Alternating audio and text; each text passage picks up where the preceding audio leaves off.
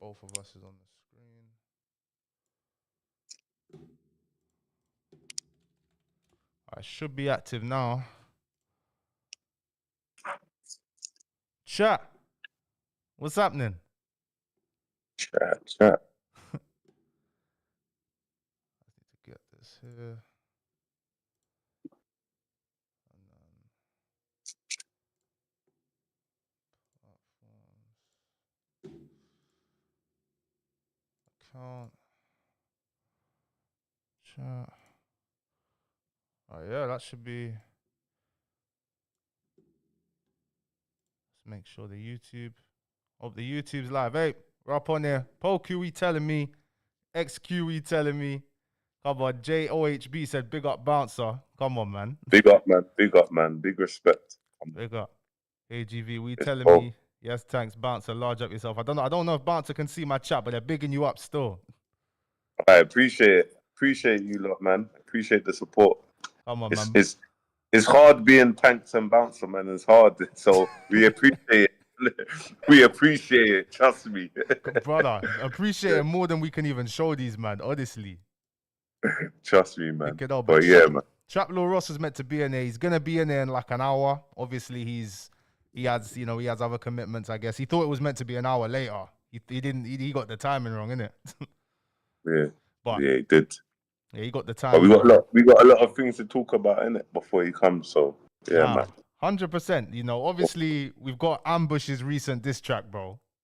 Yeah, we'll talk about that. Yeah, how did you feel about that one, man? Do you know what? Ambush, how do I put it? So I just kind of give you context. You see, Ambush is man. You see, before I started doing the YouTube stuff, you know, like there was loads of guys that would say the weird stuff online about man over the years. Yeah. So with him, it was like, okay, cool. You know, sometimes you see loads of videos. With me, I used to see loads of videos about man, like this video, and I didn't really have a platform to speak. So now it's like, okay, cool. Are we not forgetting what Ambush done? So he's done a diss track, and it's like, tune was good, but he's still, you see, with Ambush here, I think he's desperate, innit? He's very desperate. Like he's showing that, like, yo, like we look in music, he can be as talented as he wants, but he's not really gonna get nowhere because he's been cancelled. He's been cancelled, bro. If we search up now any songs that's been replayed on BBC Radio 1 of Ambush since that thing with Ray Black, no songs has been played. And I think, do you know what it is? Because it's happened so long ago, I don't think people realize how serious it was, and it's got articles about him. Do you know what I mean? So obviously, where I've spoke about it, he's made a diss track, and quite rightly so, man. Quite rightly so. That's good publicity for me. Do you know what I mean? My USP is that. So it's like I'm not. Do you know what I mean? You know what it is though, Bouncer, as well. Like, it's because I didn't even, as like somebody who's always listened to Ambush's music, I didn't even know them allegations was a thing. Like, and I think a lot of people didn't even actually know, you know, even my brethren, they're saying, yo, I saw Bouncer's video. I didn't even know Ambush had these allegations. And I remember when Bouncer was, not Bouncer, I remember when Ambush was hot, like he was heating up, and it felt like he never got where he should have got to, but you've kind of, because of that, I didn't even know it's because of that, but you've explained that now, so I explained it. So it was a bit of weird one. Like for me, I'm very keen on loyalty. So thanks. Like I always say, I always give you your flowers. And no matter what, I will always give you your flowers because I'm a loyal person. So it was like Skepta and Chip jumped on Ambush's biggest song. Yeah. Why has he got, why? No matter what, don't put them in a diss track. Like, be like, when you dropped Jumpy and obviously these lot jumped on it, this is what amplified things. So it's always, no matter what, even if you part ways with someone, you know what that person done for you, like, just leave it. Do you know what I mean? And it's like, remember, see, Ambush diss tracks, yeah, they're very personal. Like, Heady One, personal. Yeah. He's talking about, he said it openly with Billy the Goat.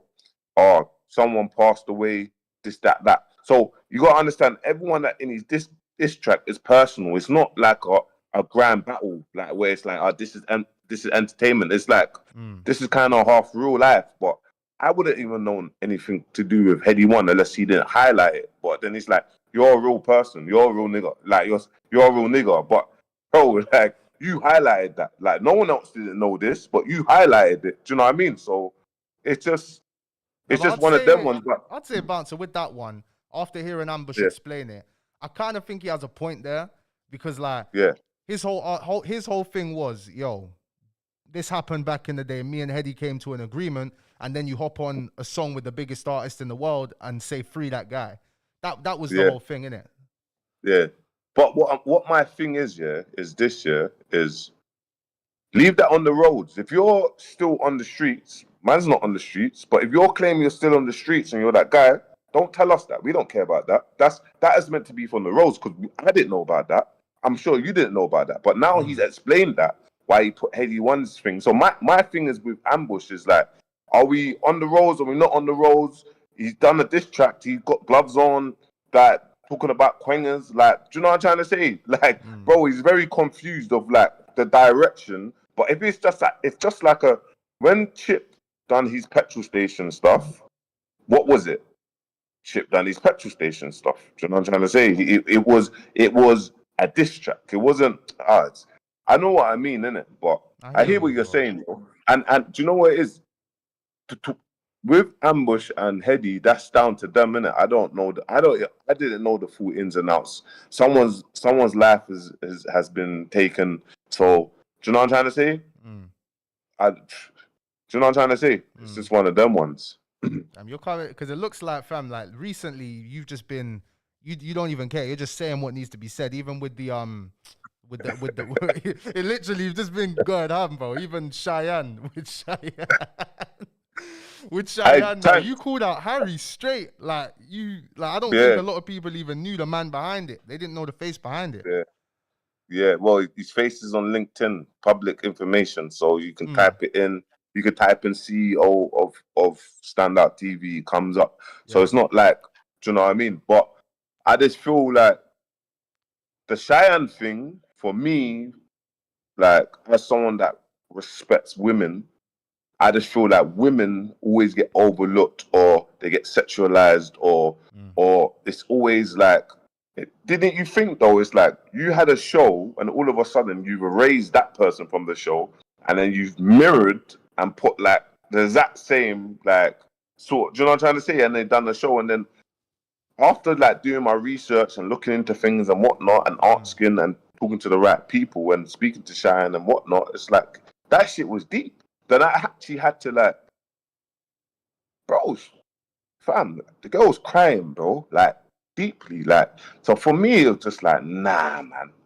I don't mind being the villain because I do things with good intentions. You get me? I might sometimes come across or whatnot, or we all have like, how do I put it? Like, we all have our flaws, yeah. But see, in life, yeah, you do things with good intentions. You don't be a horrible person. But I might be seen to be a horrible person, but it's not. It's just our scene is so like corrupt, yeah. It's like, bro, like, own your own IP. You guys can't tell me anything.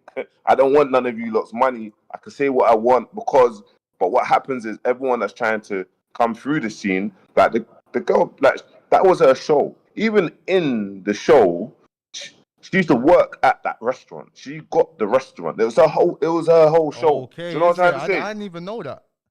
Yeah, my bro. Like, that show was her show. When she's ready to tell her story, she'll tell her story. Do you know what I mean? That was her show. Because a while back, because that's cool, man. Because obviously as well, Bouncer's on his phone here because we're trying to set it up through Discord so Bouncer could have streamed it as well. But yeah, that's gonna come in due time, innit? But yeah, so basically, my bro, that is her restaurant. She used to work there as a barmaid or whatnot. Do you know what I mean? It's her show. So, but this is what happens. These platforms, they start to koalas, man, get it on here. When the platform's not worth nothing, it's like, yo, this is where we're at. Look at this cat, bro. Hey. Look what the cat's moving, man. bro. Anyway, yeah. What, she or And he? then she just moving mad, bro. She Hey. does this all the time. But what I'm trying to say with her, it's crazy because it's like, you know, if we see someone online, and all of a sudden they vanish, yeah, we don't think nothing of it, innit? Yeah. And then we think, well, what actually happened to that person? And then when I looked at the numbers, yeah, like someone sent me the numbers, someone that has a crazy YouTube, obviously. And when I looked at the numbers, he broke it down and said, like, look at this. And I look at this and look how much money that got generated just from these. And look how much money got generated. She got paid £500 from her show. And it's like, But to be fair to him, I don't know. to be fair, because because have you heard anything from Harry with Harry's side? Have you heard anything from him? Harry liquidated the company and then sold the assets. That's Harry. Wow. That's what Harry done. So it speaks for itself, innit? Like, that's what he done. You can look on, it's there, innit? Yeah, do you know what I mean? So it speaks for itself, innit? But it's just highlighting it. And maybe me highlighting it, maybe someone could see something in Cheyenne and just be like, do you know what? We want to help you and something positive comes from it. Like, do you know what I mean? I don't mind people, like some people saying, oh, you're rare, but not everyone understands business as well, innit, Tankz? Like, but people will just look at it like, oh, she's a presenter. Like, this is what, but it wasn't that. It wasn't the show side of things. It was her show. And this is what happens when you get done for not having the right, not doing agreements, not having the right management. So, in that, to a degree, she has to take the accountability that she openly trusted someone and didn't do the right agreements or not have the right people to say, look, we need to put this down on paper, because if anything happens now, I'm led to stand on, and that's kind of what happened to her, innit? And I hear that bounce as well. She does need to take some accountability, but at the same time, you got to be a shitty person if we've got an agreement, and just because it's not on paperwork, you screw me over. You know what I mean? 100%. I think that speaks for the person's character if you do that, you know. Even if you can screw someone legally, why would you want to do that? But money is the root of all evil, my brother. And you know this, Tankz. You're a person that's been through a lot of money, and you're a person that's made that transition, the growth, and now you're building up your personal brand. So you know not all money is good money. Do you know what I'm trying to say? So and everyone, all wrong people will get bad karma, will come to them. It will come to them. Maybe it might not happen now, but it will happen eventually. And what I realized when I was younger, when I was doing bad things, I just kept on going to prison, bro. I just kept on going to prison. And that was my bad karma. Do you know what I mean? When other people do bad things, anything can happen, health-wise, losses in family. And I'm very conscious of making sure that you have good karma and you have good intentions. No matter what, we can go online and we can have a bad day. We all have bad days, you get me? And we could say something and it's like, oh, do you know what? I was a prick there, man. Yeah, my bad. Do you know what I'm trying to say, bro? Yeah, but you can look back, reflect. You can look back, but not having a cold heart, seeing what you've built with someone, and you know me, Tankz, like I'm strong on that. That shit's happened to me a few times, so it's just like, nah, man, nah. It's just highlighting these things. There's many more of these dark cases in our industry. There's more of them. It's dark, bro. But I'd say with this case though, and until I've heard more from Harry, I can't really come to a conclusion on this. You know what I mean? Yeah. And even the screenshot you showed, I think, what was it? 5 million views, paid 43 grand. Yeah, maybe their channel might not have had is it the CPM? I think it's called. CPM. Yeah. I don't want to overthink it, but yeah. The same. Just give him benefit of the doubt, innit? Because I don't know. We don't know, innit? Yeah. No, I hear you still. But 23 million, 5 point something views. I hear you still, my bro. I do hear you still, and I do hear. Harry's not gonna speak. You get me? Harry's not gonna speak. He's just another culture vulture that just come into our culture, and there's bombs and cuts. You get me? Just like all the rest of them, bro. You get me? And that's what happens. I feel like you've drawn him out though, so he has to say something now. Yeah. I don't think he's ever has he ever even been on a platform, on a podcast? And he's never really. So I don't think he's gone to speak. He probably will look at, oh, can I take Bouncer to court, or can this happen? Do you know what I mean? But I'm just highlighting what's in front of us. You get me? Mm.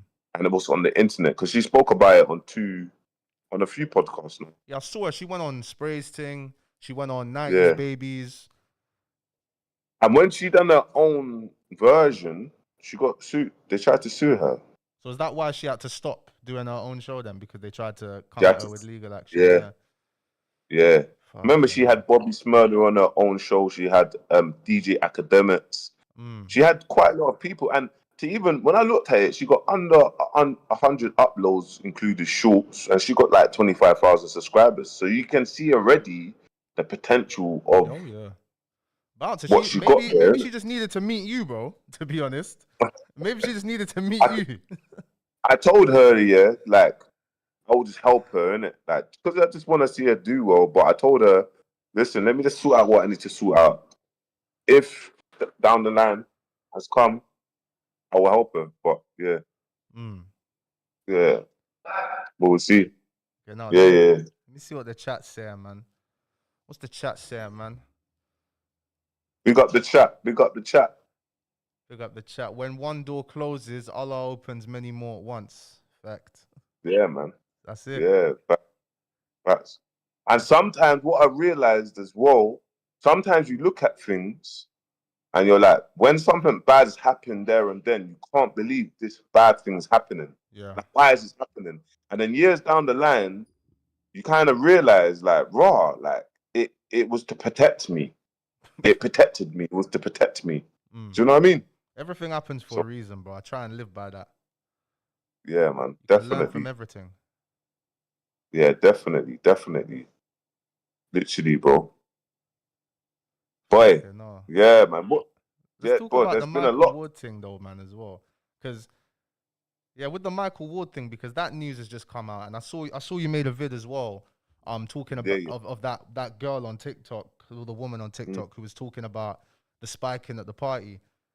Yeah, I made a video about that, and she did state that Michael Ward spiked her, but she said that she got spiked at these industry parties, and she made a video 3 years ago, and there's a lot of people that was like, oh, she's lying, but it's like, bro, she made a video on her YouTube 3 years ago. There is some truth to it, because there was no. You see, usually in it, Tankz. Usually, when these things happen, loads of people start coming forward and say, "This is what happened to me, and this is what happened to me, and this is what happened to me."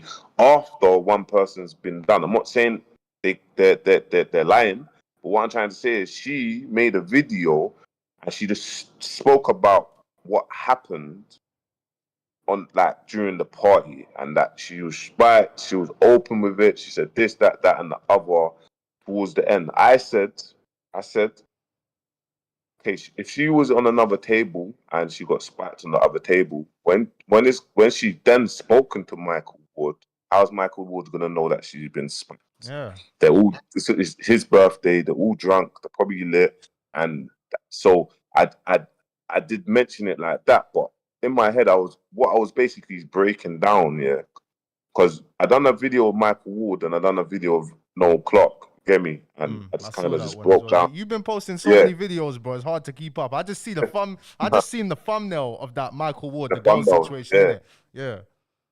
But it's a weird one, my brother, because look, I feel like when these essays get brought up, like, and they get charged and whatnot, it's like they're guilty already. It's like, naturally, no matter what, even if he gets found not guilty, people are gonna be like, or he was guilty, or his career, like the films.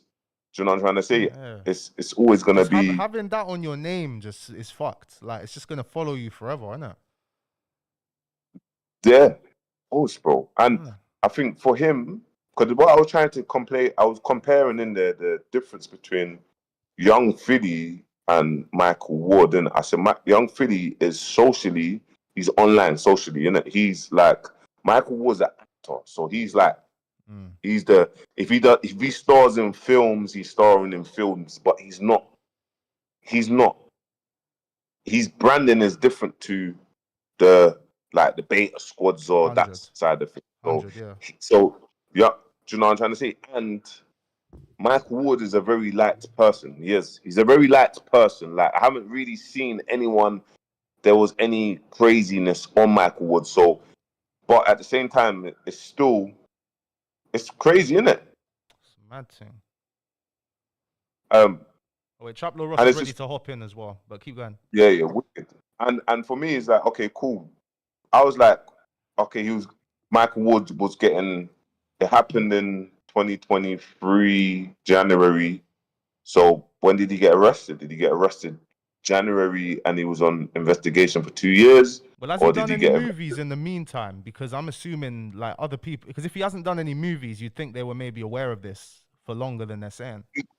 He just announced, like, basically there was talks of like the movies that he was just about to get into or what he was about to do. So it was like, I don't know. I think this was a pending charge, but how long was it a pending charge for? This is what I'm trying to kind of understand that. Because this case has been on for 2 years. So, and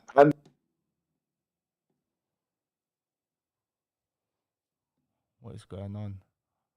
Sorry, guys. Sorry, guys. I just cut Bouncer off by accident. I think I've got everybody in there now. All right, sorry about that, Bouncer. Sorry about that. Just had to, I didn't mean to cut you off. No, all good. Just wanted to. Like, can you see? Yeah, I can see you, bro. Ross, can I hear you? Yeah. Yo, can you hear me? Can you see me? Am I about? There he is. Yes.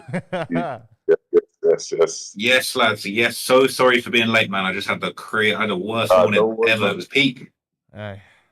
Man, what's going on, bro? Where I'm in LA, so it's 11:30 a.m. right now, man. Man, I messed up the timings. It's totally my bad, but you know what I'm saying? We're in here. I made it. No, so, you know what I'm saying? So you're in LA, I'm in Dubai, and Tankz is in the UK. So it's London. It's 10:30. It's 10:30 p.m. in Dubai, obviously. Yeah, look at that. How many different times? International with them. It's 10 p.m. with you. It's like 11 a.m. with Ross, and like it's 7:30 with me. Yeah. It's mad. Freaking hell, but we was just talking about Ross. We was just talking about the Michael Ward situation. Yeah, man, I've been catching up with that one. So he's saying he's going to clear his name, right? That's what he's saying. He's basically planning to like clear his name in court. He's saying his cap what are we feeling like about the situation?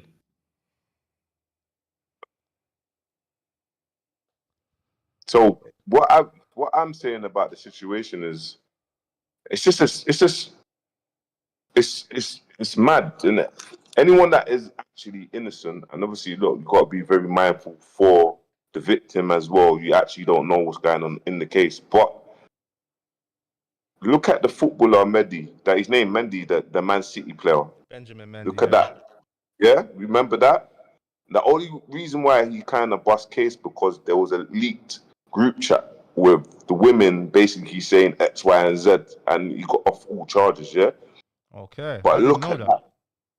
Yeah, but look at that craziness. Now with Michael Ward, it's like, obviously to go to court to get charged, there has to be an element there has to be evidence. But he's going to fight it. But no matter what, he clears his name, there's always that bad stigma on him on the media. Like I was looking at Philip Schofield, yeah, and if you look at The Guardian, yeah, you look at the titles of The Guardian, the way how they word Philip Schofield's just way how they word things, yeah. There was nothing crazy. Now, if you look at Michael Ward, or you look at Noel Clark, or if you look at all these people, it's straight like S.A. grape, boom, boom, boom, and it made me just realize like it's sad. I feel like they need to change the law when these things happen. These people, whoever, they get charged, they go to court, but it don't go on the public domain until there's a conviction. If there's a conviction, then it should go out there so everyone can see it. Because what happens is it's like you're guilty until proven guilty. Do you know what I mean? You're guilty until proven not guilty. You're still guilty. So, what do you think? Man, I feel like we're in a weird time at the moment, man, because I feel like so many people right now, like they end up getting these allegations, and it's kind of like the case that I always go back to, and I'd be gassed to talk to you guys about this, is the Octavian situation, because I feel like he got completely crucified in the court of public opinion. I feel like he got kind of hard done by not a comprehensive investigation, not real evidence. And I think, unfortunately for Octavian, I feel like he kind of jumped out the window a little bit and sort of just went a little bit extra with his denial. People thought he was looking crazy. But then in the end, it seemed like in the end, he actually cleared his name. So I feel like it's so important how you actually respond to these things. I feel like this response that I've seen, it was that official statement that basically said, I'm confident that my name will be cleared if if things get to the courtroom. But I feel like, I don't know, I just feel like it's if anything, it's almost like it's more important how you manage the PR around these situations than how the actual situation plays out, if that makes sense. Yeah. Look at the tape. Look at the tape, brothers. It doesn't matter how many you can give them guys 1,000 allegations. They got a brotherhood, bro. And they've got that, and it's how you PR. It's just that's just you just never know. But if you look at the Tate brothers are a prime example. Get me? It's just it. And do you feel like online is like one rule for one and not the other? So it's like one energy for, you've been charged with this, but we still love you. But you've been charged with this, but we still hate you. We hate you. You get me? And we're gonna make sure that everyone knows that this is what you've been charged for. I think that's determined as well by, as Ross said, how you handle the PR around it. Whether people are willing to let you move forward or people are like, nah, this guy's done. I think it depends on how you move forward from it, definitely. Okay. It's crazy. Hey, but listen, man, I know I was late to the call. I just want to kind of like give you guys, just jump in with like just a little a re-intro. I'm super sorry for being late to the call. I had a mad morning. I had to go to the hospital. It was all mad, but I'm all good. But I feel like I'm just gassed to be on the phone with you guys, man. We got Bouncer and Tankz in a building together with TrapLoreRoss. This is like a monumental moment for the UK scene, man. I feel like a lot of people weren't trying to see this link up. A lot of people are going to be upset by this link up. So I'm just really gassed. I don't want to derail the topics, but like I really want to tap in with you guys and just hear a little bit about how you guys are feeling, because I feel like you two, you took over the whole U scene. You guys conquered the UK scene in a good 6 months, and I feel like a lot of people are wishing they were in you guys' position, because I've been doing this for a minute, but I feel like you guys just smashed it, just leapfrogging over a lot of people. So like I really want to just chat to both of you just about like how you guys are feeling, actually, just about how the scene is going, how you guys are being treated in the scene. I know everybody's got a lot of people mad with your videos and your updates. So yeah, man, do you guys want to just let me know how you guys are feeling and how it's been having this transformation to becoming top media figures out here? Yeah, of course. You want to go first? Or should I go first? You want to go first? Yeah, go first. I'll go first. It's all right, man. It's all right. Like, I didn't expect to get to this point as quickly as I did, Obviously, it was just me trying something different, trying to pave a new lane because I saw a gap. And credit to Bouncer as well, because Bouncer getting involved in it as well and not afraid to, give credit where credit's due as well. Like, Bouncer's come in, taking it to another level as well. Like, it feels unstoppable right now, to be honest, and everything's just going to plan. And just keep going. I'm just ready to just keep going, moving forward. Like, things are going to plan. The plan's being executed. That's it. Yeah, man. Listen, like I said, Tankz is the GOAT, you get me? And Tankz is the reason why I'm even here. But I feel like the scene, like I said, I think you need people that's not a part of the industry to talk on subjects, because then there's always loads of, like, if you look at the industry now, it's like it's either one side or the other. Do you know what I mean? And the way how I see it is, listen, you understand, I've been embarrassed for many years. So now I've come out like, okay, cool. You can't embarrass me no more. And I'm going to break down things and I'm going to just keep on going and going and going. And I don't care. Do you know what I mean? I don't care. So, but obviously I look at numbers and I'm looking at that and I'm seeing things grow and whatnot, and as long as it helps shed light to culture, it has helped shed light to what's happening, give people their flowers, and just cut out the bullshit. You know, like there's a lot of bullshit. There's a lot of people that's obviously from our scene not having a voice to be heard, or things are happening but they're being silenced. And it's like, for me, I don't, just like everyone else, you can't, I don't get monthly retainers from labels or no sponsors. I make my own money. Do you know what I mean? I make my own money. I don't need you lot's money. So for me, it's just like building that platform and shedding light to the independents, shedding light to people that are coming up, and also working as a team, like TrapLoreRoss, you get me, Tankz, etc., etc., etc., and that's it. I'm not really bothered about what people say because I've been going through that. So, yeah, man. But I'm grateful for the supporters. The supporters are the real.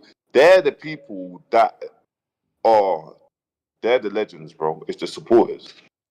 That's the reason why. Let me ask you this, Bounce. Let me ask you this, man. Were you surprised at just how much hate that you ended up getting once you got to a position of power? Like, did you feel like it surprised you, you know, how much backlash and negativity and people are calling, you know, look, I'm used to this, right? So I know how it goes. I feel like Tankz, maybe you're getting used to it too, but it's like, were you surprised maybe how much kind of saltiness there was in the scene for you once you started getting emotion? Because not everyone's going to be happy for you, you know? I wasn't surprised because I come from the streets. I've done 10 years in prison. So imagine someone that's come from gang culture, come from the streets, that's made a transition, that is now online saying, yo, my people, or bantering, or remember, I made a new version of myself. That old version, no one knows. So people actually think I'm a nerd, or they see me playing with Little Man. So I made that transition and printed that into people's head and knows that, oh yeah, that's Bouncer. Yeah, Bouncer's an idiot. And I picked that because it's like, not many people can spend 10 years in prison and get through that mentally and be where I am now. So I wasn't surprised because that's what we got, but I started adjusting to it. You know, like usually you will see crazy stuff and it would affect me. Now, actually, it doesn't really bother me because I know, everyone, look, people will say that Elon Musk is a genius, but he gets so much hate. And there's certain things that he's doing around certain worlds, around the world, and that, and AI and drones and whatnot. But people always say he's a genius. Do you know what I mean? So you got to understand, I don't target the 3%, or I don't target the road guys, the 2,000 road guys. I target the 97%, the normal people.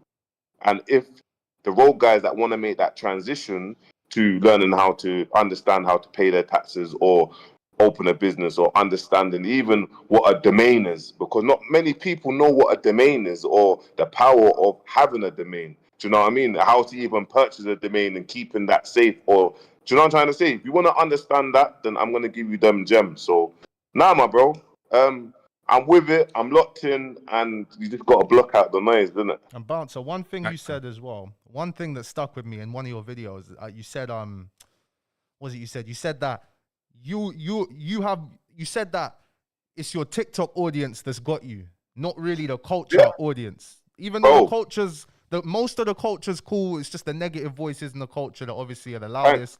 But that stuck with me when you said this, bro. When you was doing the boxing lives and that's your TikTok peoples. The culture cancelled me. The culture cancelled me, and I was nowhere to be seen. And I left the culture and jumped into TikTok and realized actually these are the people. These are man's real supporters. Like just the people that don't even know drill artists. They don't know that. Like you can mention a drill artist and they'll be like, "Who is that?" Do you know what I'm trying to say? That is man's supporters. And when I realized that, like the people that actually don't have £5, but they will give you £6. They will gift you £6, but they don't have £5. That's the sort of people. What made me realize that, I thought, this is a different world, and the culture cancelled me. But now, obviously, big love to the culture. I feel like, you get me, they've kind of accepted me back again a bit. Do you know what I'm trying to say? But not the blog pages. We're not going to get posted on these blog pages, bro. The big ones. We're too much of a threat. We're not getting posted on the big blog pages. But Do you know what I'm trying to say? We're bigger than the culture, bro. We're bigger than the culture. What we're saying and that we're bigger than the culture, and you will see it in time, in years to come. We're bigger than the culture, bro. We speak or we support an artist or we do this. It's great support for that artist. Trust me, they need that PR run. We don't need that PR run from them. They need our PR run, or they need the live streamers, or they need these things. This is why it's evidently you can see Drake flying in streamers and all these people. They flew in them, and it shows you, UK artists, none of you are not getting booked no more because, do you know what I'm trying to say? You can see all these things that there's a shift happening, and people don't realize the shift happening. And remember, culture is always based on a lot of, it's artist based, even though there's lots of other things, but it is artist based. But if you look at artist numbers, they need the extra stuff. They need the Tankz's. They need the TrapLoreRosses. They need that. No matter what they say, they don't. They need it. They need the Billy the Goats. They need the Muller Juices. They need them, bro. They need the Tyrones. They need the Sam Hams. They need them, bro. I promise you. They might not come for us, but they might see a Sam Ham. They might see a Tyrone. Trust me, you'll see it. They need them, bro. You get me? Wait, Bounce. Let me ask you this, man, because I know that you came up managing some of the most legendary artists in the UK drill scene. Really, like when you were dealing with someone like Dig Dat, he was one of my favorite rappers coming out of the UK. Obviously, things ended up going the way that they went with him, and it was a very unfortunate situation. But like, what's it like for you to kind of end up like on the other side of things? Because now you're the talent, right? Like now, Tankz as well. Yeah. Like you guys have actually come through. People want to hear what you have to say. There was a minute where you was trying to push, your artist, whether it's a Dig Dat or whatever, like that message, or even Little Man, you're trying to push someone else's message. How does it feel for you to now be on the other side where it's actually people are coming to you specifically for your text? They want to hear what Bounce has to say. You know what? That one was fun. See, the beginning of the year, the year, I said, you know what? I'm focusing on my personal brand. I actually saw what Tankz was doing, and last year was a hard year for me. It was just hard. A lot of things happened health-wise, and I thought, you know what? I'm going to focus on myself. And the reason why you may have seen Little Man or the Dig Dats or whoever at their highest heights, because I gave them 110%, and I was that guy behind the scenes doing what I needed to do. So the stuff that you may see now, don't be surprised, because I know what it takes. Tankz knows what it takes. I know what it takes. I will sit here and I'll post 3 long form bits of content for 3 years straight, and put the nitty gritty in and put the hours in. But I want to show you, look, this is the process of doing it. Do you know what I'm trying to say? So, people coming to me, I'm humble. I will never change as a person. I will always support the less fortunate, and that is what we need more of in our scene. So, yeah, man. Obviously, look, every day I get messaged a proposal, and every day there's someone that's always trying to sway me off my vision, and every day I just turn it down. Don't care about the money. I'm just focusing on building up my personal brand, and in 2-3 years it's going to make sense. Right now it's building the foundation, but in 2-3 years we're going to look at it and it's going to make sense for all of us. Do you know what I mean? So yeah, man, and I'm grateful. I'll say this as well, Bouncer. Like when I met you at that industry party where you didn't know who man was as well, like you were the exact same then. You treated me the exact same then how you treated me now. So what you said there is completely factual, and I will vouch that. Like you treat everyone equally, bro. That's facts. That's it, man. Because people forget where we come from sometimes, innit? Sometimes the biggest, I've seen a lot of my friends get crazy big. You get me? They get big, and I'm not talking about Crypto and Conan. I'm just saying I'm seeing a lot of my friends blow up in spaces, and then all of a sudden, bro, energies change. You're just like, it's just disappointing, man. Hey, Tankz, let me ask you a similar question, because I feel like us three together is a really interesting combo, right? Because you got Bounce that came through more on the management side of things, more on the business entrepreneurial side of things. Obviously, you, Tankz, you've had a mad interest in come up, right? You know what I'm saying? You were involved in certain things that maybe you shouldn't have been involved in, and then you kind of parlayed that into a rap career. You had a crazy rap career that I think a lot of people don't even realize how successful you was as a rapper, and then you ended up making this transition into content, like similar to how I'm asking Bouncer, like how it feels for everyone to be asking him for his opinions now. Like, how did it feel for you to come from maybe doing some things that you wasn't trying to do, then to doing the music, and then to doing this? Because I feel like something that's really impressed me about you, Tankz, is that you seem like you have a really strong sense of right and wrong, and you definitely surprise me when you talk about kind of like how you look back on certain things you did maybe that you're not proud of, and how you're making a change and you're doing things very honest and legit now. I want to ask the same question to you, man. What's that transition like? Because you've almost become a whole new person in the last few years. Yeah, I have become a whole new person, bro. I have become a whole new person. I've changed a lot, bro, and it's been over nearly 2 years now.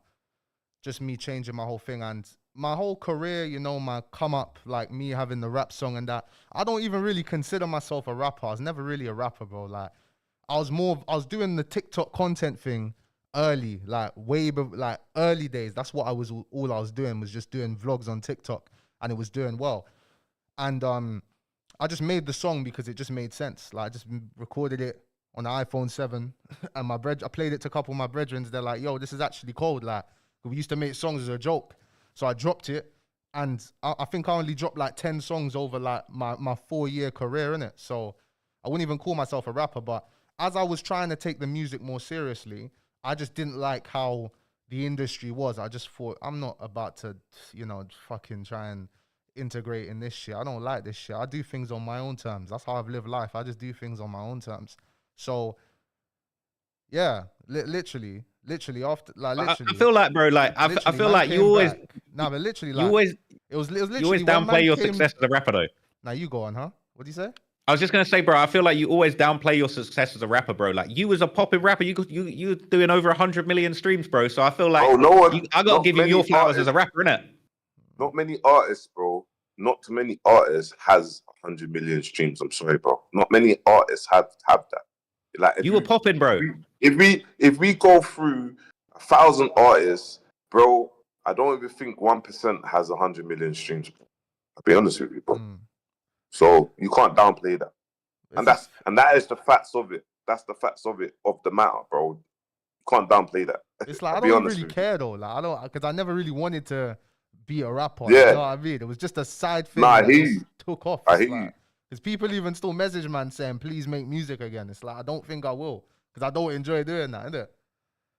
But how mad is that, right? Like, how many rappers out here with their egos would be too gassed? You got rappers out here that are gassed over 1-2 million streams, and they feel like they're the bee's knees. The fact that you're out here doing 100 million streams and you're downplaying it, like, bro, that ain't even nothing. That ain't even what I'm trying to portray.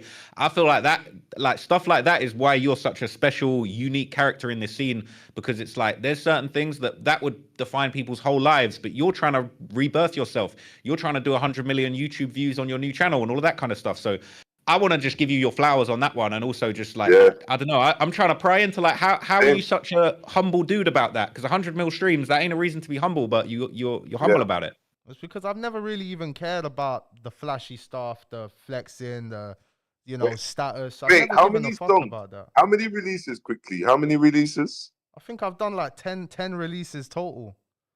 That's something crazy, like bro. that. And they were all and all the songs, like, whenever I recorded them, it was just like, yeah, I've written some bars, go studio. I hated shooting videos, Bouncer, bro. I hate shooting music videos. I hate hearing the song 50 fucking times, bro. I don't like it. But, bro, you made, and TrapLoreRoss's facts. Like, I've worked with artists, that's caught traction. And then when it's time for them to jump on a freestyle on a radio platform, they're saying, "Oh, it doesn't make sense. Like, it don't make sense." And then you're just looking at them like, what? It don't make sense. You've got a couple million streams, bro. We need to make you an artist. Do you know what I mean? But in their head, they're like, yo, man's gone. You saying that you dropped 10 songs and got 100 million streams, bro? That is not, no. It's like, this is why I always give Ross his flowers, because he's a cheat code. No matter what, there's always that one thing that Ross might drop, that was like all of a sudden goes crazy viral. Do you know what I mean? He's just got that. Time, bro. Every time. Do you know what I mean, bro? So, yeah, man.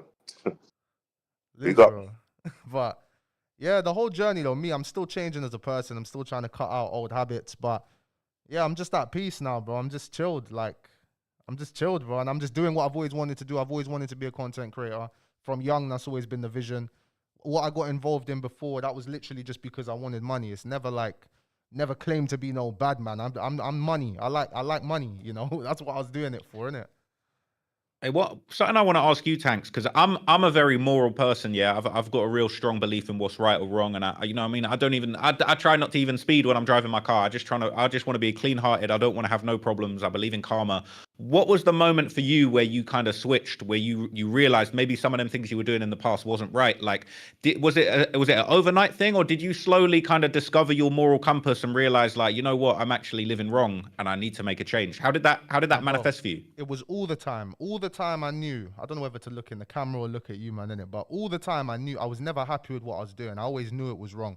And the guys I found myself around, guys I don't talk to anymore, they don't give a shit. Like, they're some of the most heartless people you'll ever meet in your life. Like, there's obviously, you know, like on the roads, there's killers, guys that do mad things. I'm telling you, these men are on the same level of ruthlessness where it's like they'll take a single mother with 5 kids lost and they won't give a shit.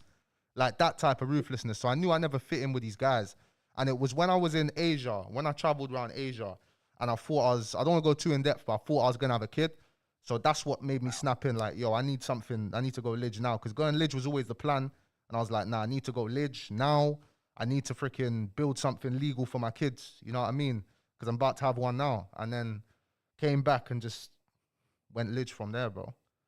So it wasn't an overnight thing, I'd say. It was just that kind of snapped me, made me activate the plan quicker, innit?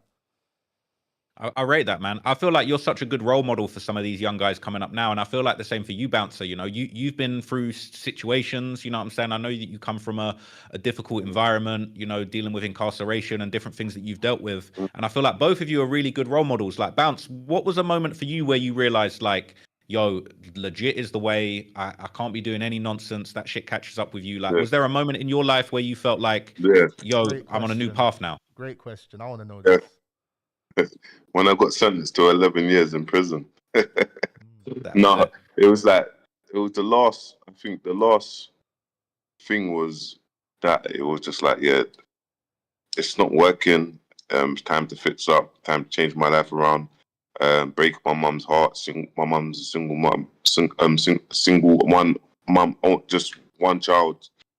So I was just like, yeah, man, if I can put a lot of energy into road stuff, I'm sure I can put energy into legit and just build.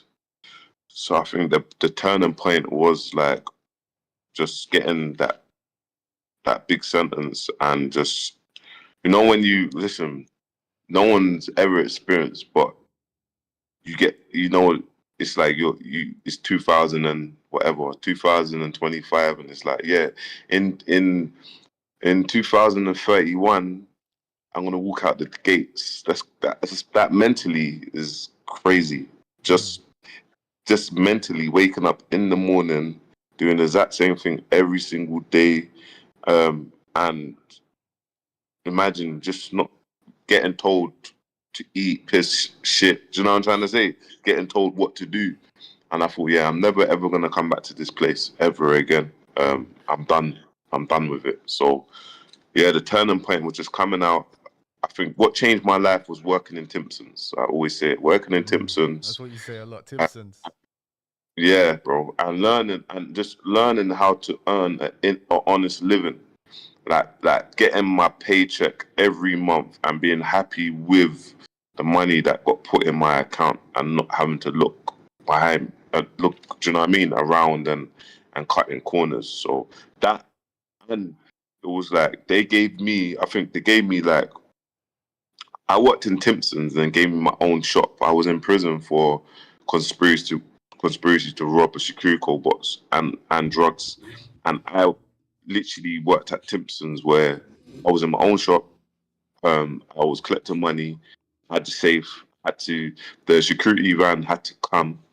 I had to put the money in the safe and sign up. And I was in prison for robbing that. You see, that there was a turning point. I was like, listen, I'm done. Like, this is where I am now. So that's deep, bro. That's deep. Like, the idea that you was, you know, in trouble for them sort of things, and then the next minute someone's actually giving you the trust entrusting you to deal with those things properly. It's mad, but at the same time, did you have a sense of responsibility at that point of like, yo, I've got a second chance here. I'm gonna do this right. Yeah, of course. Was it Krypton Conan as well? Like the fact that you saw your friends doing so well as well. I'd assume that played a big part in it as well, showing you that there's another route. 100% seeing my friends doing well online, and that played, and like going when I was in Open Joe, I used to go see that there was go on festivals and go up to Blackpool and Bristol, and do you know what I mean? My 5 days, so it played a big part. All these areas played a big part because back in the day, we didn't have social media. We just had youth clubs and it was just on the streets. That's just how it was, and like I'm 36, so when you like my age, it was a lot of like no social media, youth clubs on the streets. So just seeing like Krypton Conan, Stormzy, Section Boys, do you know what I mean? Young'un, Michael Dapper, watching all of them, what they've done, and I was like, yeah, man, like there's something in this social media thing that we can do here. So yeah, 100%.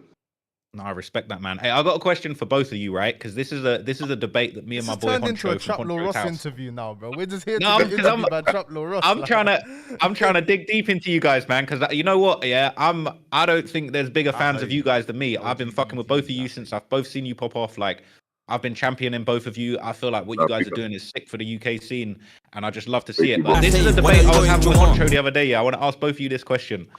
Me and Honcho were debating: is it easier to make a mil or even to make 100 grand lidge or in the streets? Because I was debating with him. I was saying, look, it's so long. You can deal with so many problems, so many consequences of making money in the streets that I was saying, I actually think it's easier to run up a mil or 100 grand legit than it is in the streets. But we kind of went back and forth. So I'd love to hear your thoughts on that topic.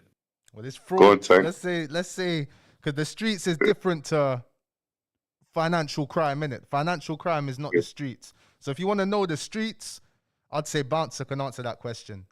You can answer the F version and then Bouncer do the street version. The F version, I'll be real. The only reason I've been able to build something legit so quickly and generate a good amount of income legally is because in the UK, I feel like you need a little bit of a CV. You need some sort of history. You know, Bouncer's come in here as well because Bouncer's been known, you know.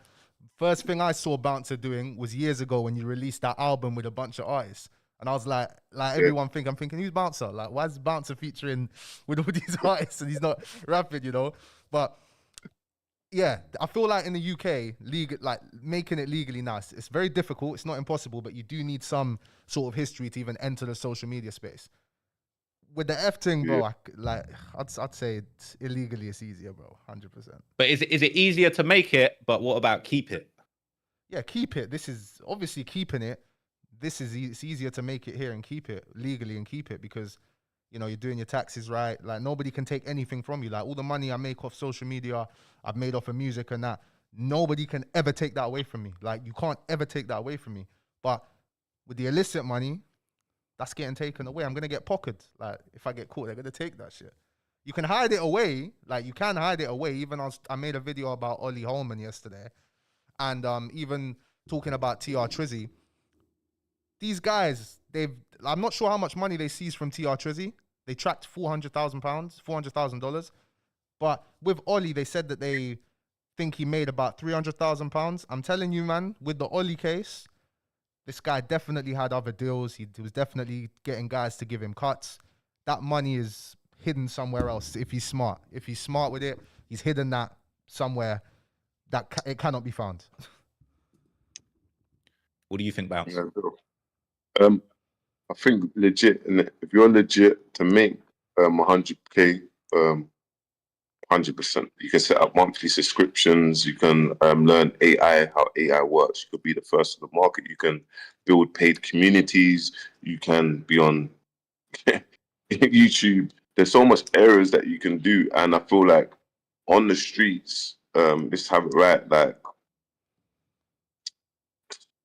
it's not everyone looks like they're doing well, but in the grand scheme of things, not everyone's doing well. And it's kind of a mugs game if you kind of look at it, because it's like, if we actually look at just that side of things, where it's like, there's loads of people that are in jail, yeah, for 10 key or 20 key, and it's like they put £1,000 profit on each one. But it's like potentially if one of them goes wrong, then you're in 20,000 debt. But you put £1,000 profit. Everyone knows that side of things. You get me, in prison, because obviously people are arrested, and this is what happens. So I feel like you're doing things, but anything can go wrong. Do you know what I mean? We look at this day and age, I don't think anyone can get away with anything these days. It's just, you just can't. Like, if they catch wind on who you are or whatnot, technology is too powerful. So I feel like you can make legit money, and you can make it faster, literally focusing on one offer, building up your skill to that, and adding value, and showing real case studies, and showing real outlet, showing how to scale. Do you know what I mean? All you need is 100 businesses paying you $1,000 a month with that skill set. And the world's changing. Do you know what I mean? The world has changed, bro. Man's got AI that picks up calls, rings people, books in appointments, rents things, and it's literally the reason why 400 or 500 jobs has been cut in the music world, and people been made redundant because of AI creative. So it kind of shows you already where the world is going to, innit? So yeah, I think that the roles are it's done, bro. Like, if someone had clothing brands or food shops, you see the money that they're making, and It's important, man. I feel like this really is the message that needs to be spread, because I feel like I said before, man, I feel like we're all role models for people, whatever environment you're coming from. If you're coming from the streets, if you're scamming, if you're just a nerd like me that doesn't really know, you're not part of that, but doesn't really know how to make your way. It's like there's so many other ways that you can make money in this life, away from doing illegal things. Like I'd never claim that I was in the streets like that, but I even just remember early formative experience. Like, I'll keep it real. I'm not I'm self-snitching right now, yeah. But like when I was a teenager, I was selling fake Beats by Dre headphones. Like I was selling fake Beats at the car boot sale and shit. And you know what I mean? That shit caught up with me. I was selling them on Amazon. I got banned. And it's like, even just them little early experiences made me realize, like, man, doing these little dodgy little schemes and that just doesn't really hit. And I feel like this is a really important message to spread. Bounce, something I wanted to ask you. I know you've probably talked about this topic to death, so if you don't want to get deep into it, I understand. But obviously, the dig that situation, he was an artist. He was one of my favorite UK rappers, and like I felt like his energy, his aggression on the mic, the beats that he picked, I feel like he had so much potential. And I feel like, you probably, like everyone else in the scene that rocked with him, was just so disappointed at the way things worked out. And I know he comes from a lot of trauma, but like, what was it like for you as far as like dealing with him when he was still out here? And obviously, you probably tried to be a positive influence on him to not do certain things, but that only goes so far. So, like, did you feel like it was just you just couldn't get through, or the situations he was dealing with was just too real? Like, how did that go down for you? And did you feel like it was just there wasn't a teachable moment in there? There was teachable moments with Dig That. When he was with Man, he was in the straight. Do you know what I mean? Even though from the streets and that, but he had that positive role model in it to say, bro, pattern up, man. What the fuck are you doing? Are you dumb? Don't be doing that. Look what you got. Do you know what I mean?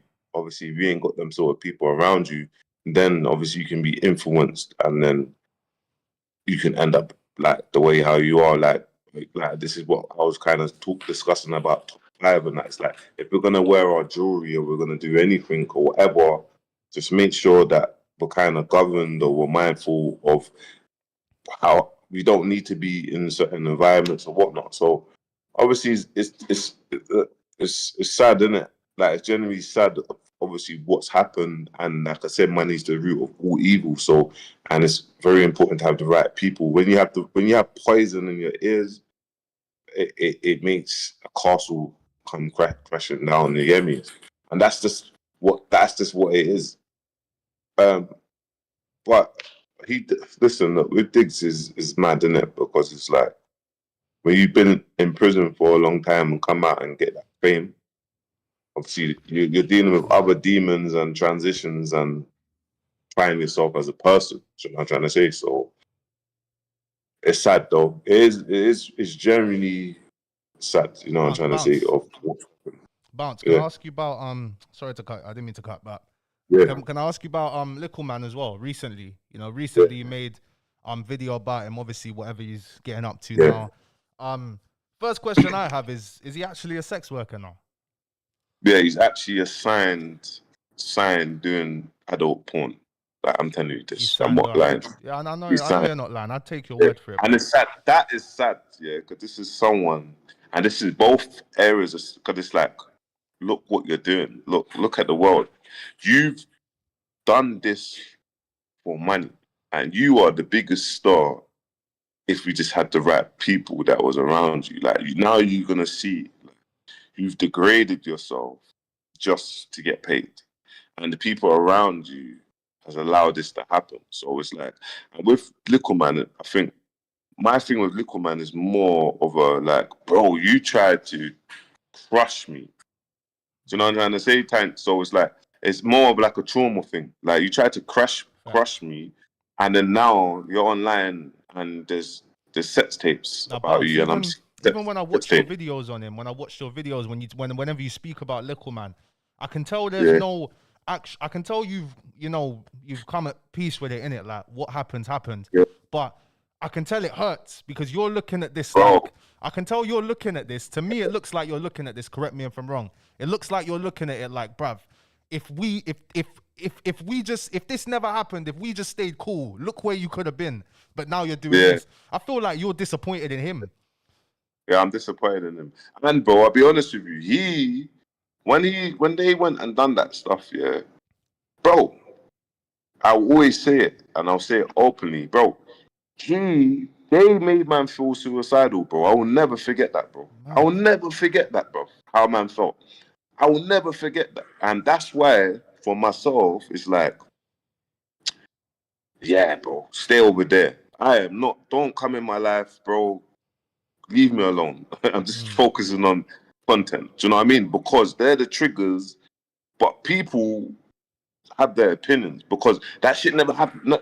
Things like that never happen to them. It's like, you build someone up and you have the internet, bro, and you saying crazy stuff.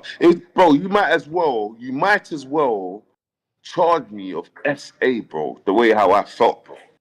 And that's me being so real, bro.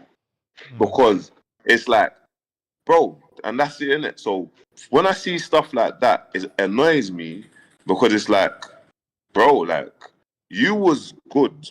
You was in the right areas. You was good. Just trust the process.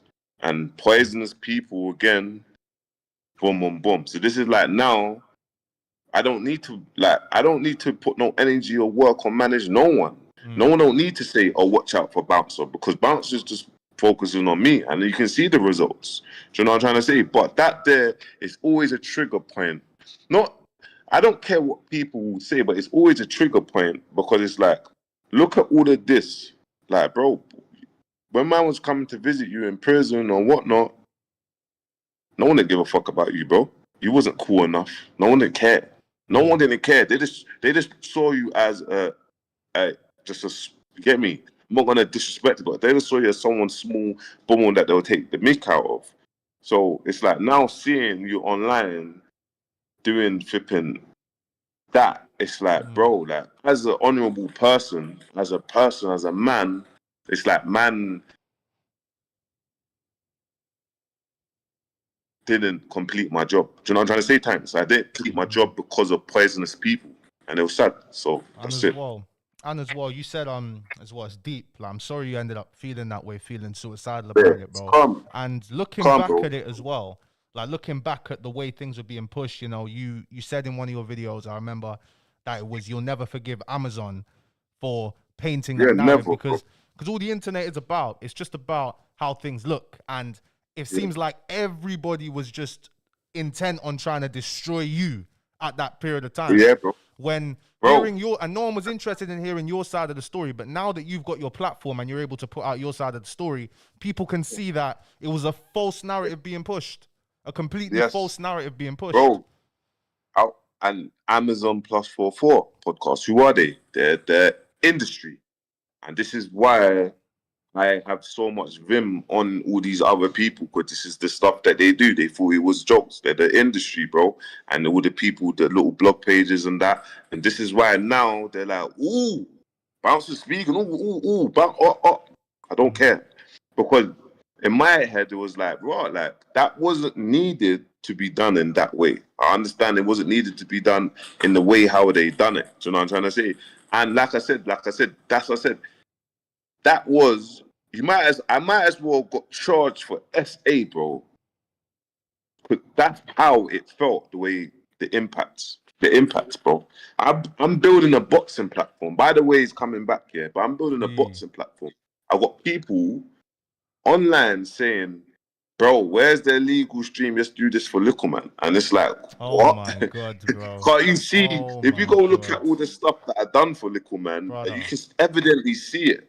But it just made me realize, that you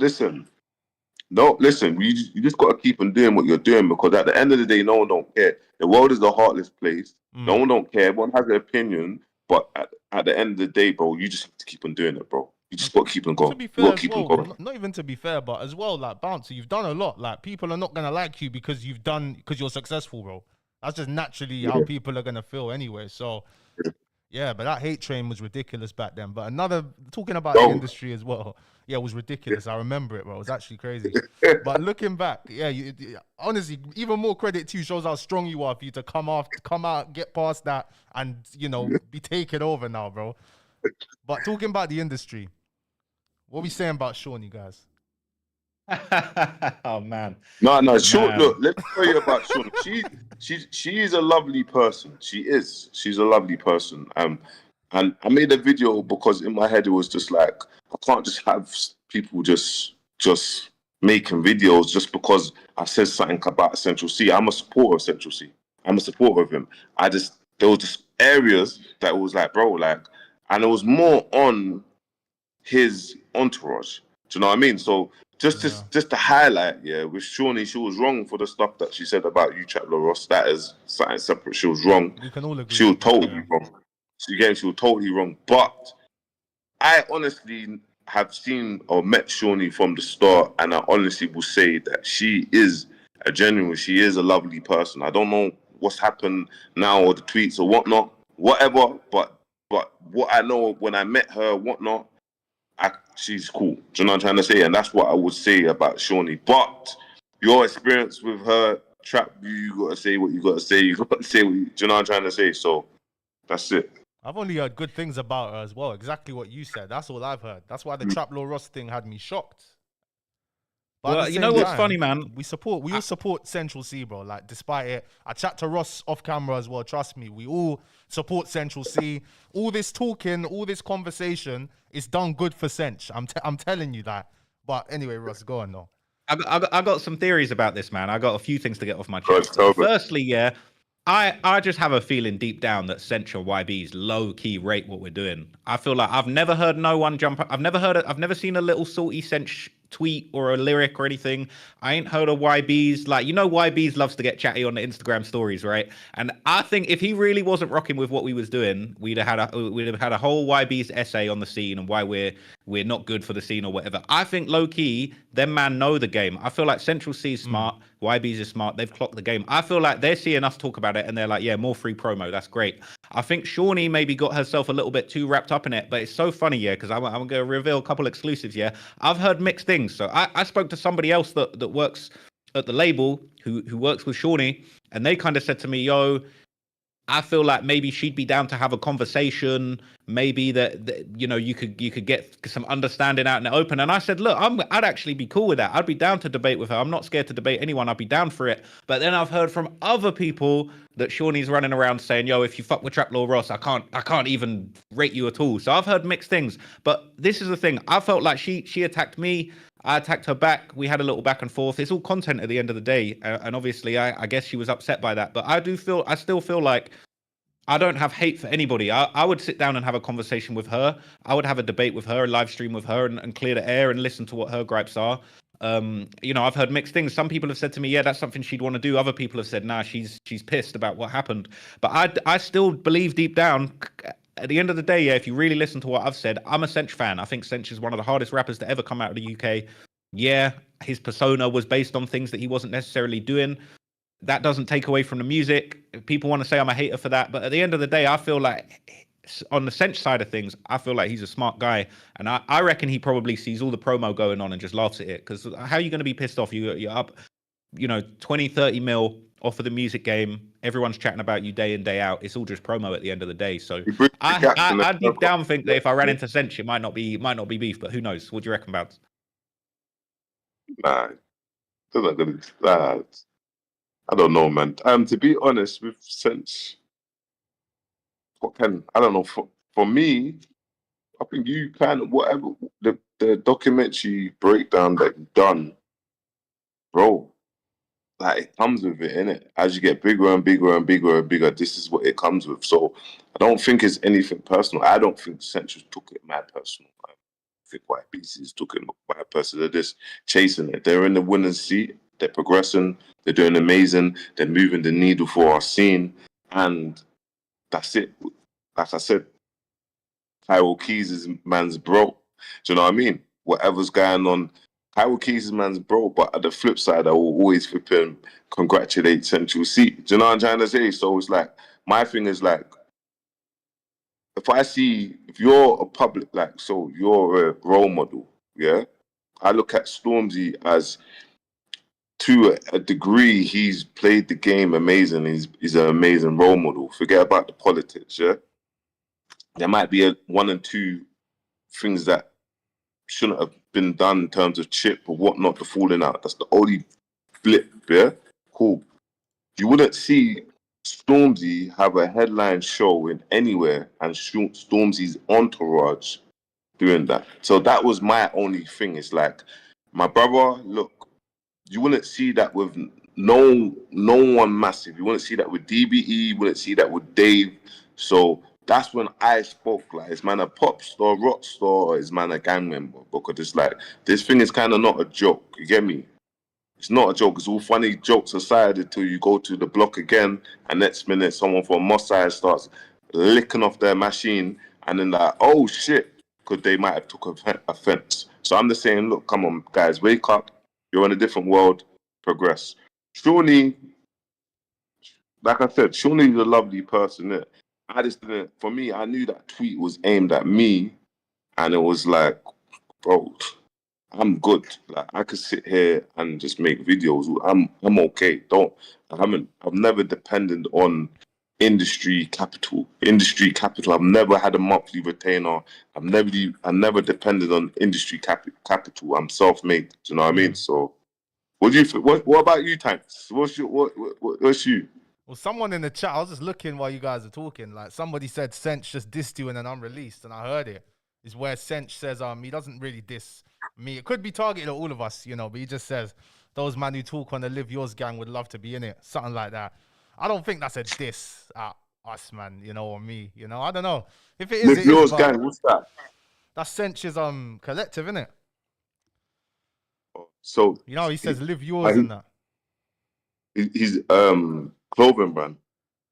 No, I think that's his label name. Like, that's like his whole yeah, it's got it on his chain and that. And then I just saw that, but I mean, if it is a diss, like, this has just been, there's no hatred,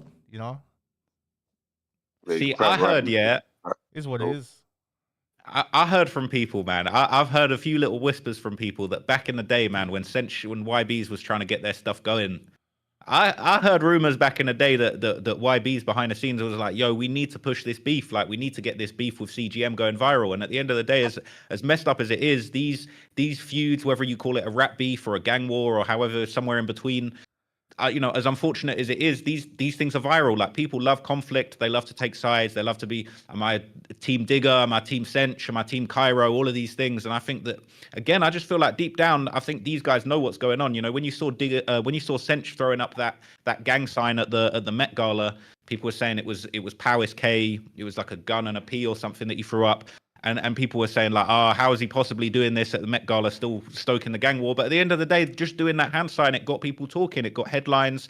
Videos were made about it. And again, I just feel like he knows his marketing, you know. And even if I say that, yeah, look, I don't think he's a real gangster. He's not getting people shot for £100,000.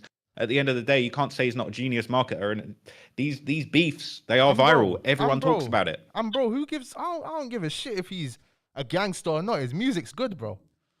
Facts. Like, I'm sure Bouncer will tell you, bro. Like, being a gangster, if you can avoid that, avoid it. You know what I mean? 100%, man. Bro, he's moved the needle for the scene. He's the only artist that has done the crossover in America properly. No other artist to the level of Central C. Like, their pop, their bump, and that's great for UK culture. That's it. At the end of the day, do you know what I mean? He's done things well. I don't care about who's on this thing. I listen to music, just like what Tankz said. I listen to someone's music. If they're rapping in that persona, I don't care about it. I don't go to see if that person's actually certified and he's on this thing or not. I just listen. If it's a good song, it's a good song, innit? You know what it is, you know what I mean? as well. You know what it is like. Even my old, sorry to cut, fam. Like, we're right. Like, obviously, what's it called? Even me before, when I was considered an artist, like, when people would meet me, they're surprised when they talk to me. They're thinking, oh, I thought you were gonna be a dickhead scammer and that. Like, nah, bro, man's not no gangster. Like, man just got money. Like, man's not like, you know. So the way Sench portrays himself in his music to a lot of people, it's like, oh, this guy's a gangster, when he's just talking about his experiences, and we're just talking about the music.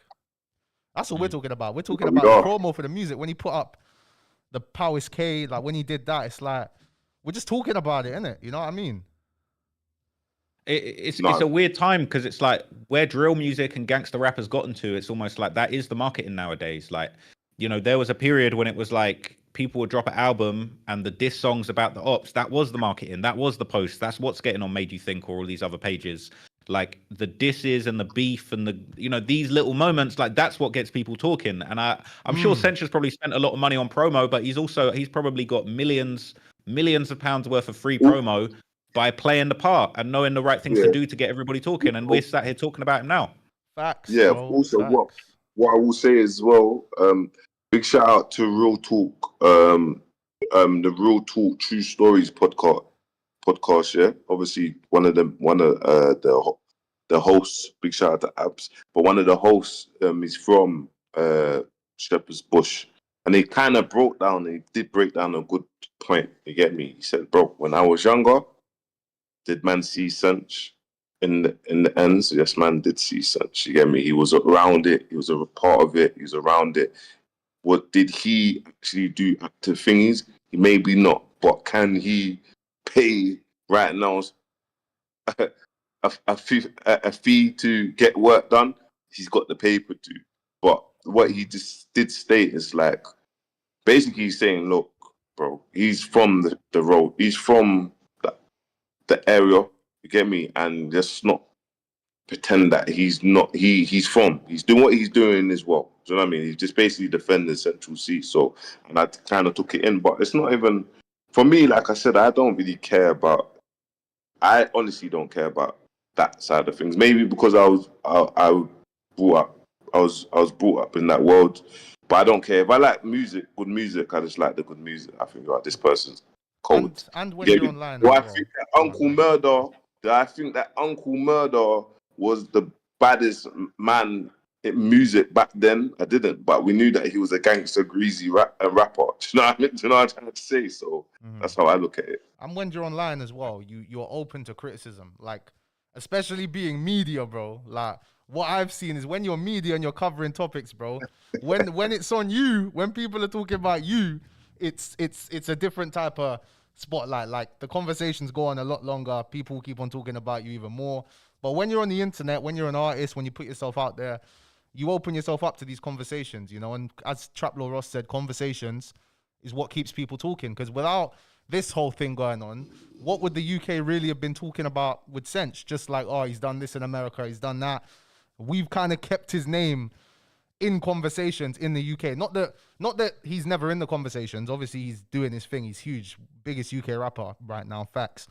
But we're just keeping the conversation around his name in the UK going, and whether it's positive or negative, Bounce has said before, like you got to use the negativity to push yourself forward. You know what I mean? 100%. Yeah, it's facts. 100%. But hey, listen, man, I was late to the call, so I don't know if I already missed out on some of these topics. But like, obviously, we've all been making videos about this top 5 situation, right? I've been waiting for updates. I don't know if you guys have given your opinions on this already. Obviously, this is something I've been chatting about endlessly.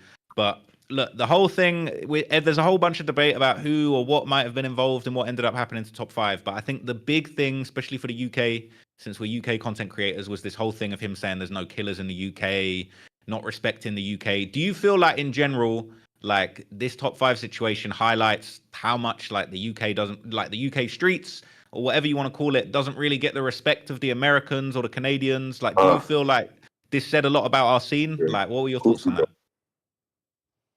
We don't get the respect, bro. We don't. They think that it's fish and chips and you know, tea and the bicky.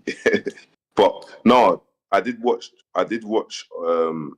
Joe Budden's podcast clips, and they actually said, "Yo, bro, UK, that we shank you up."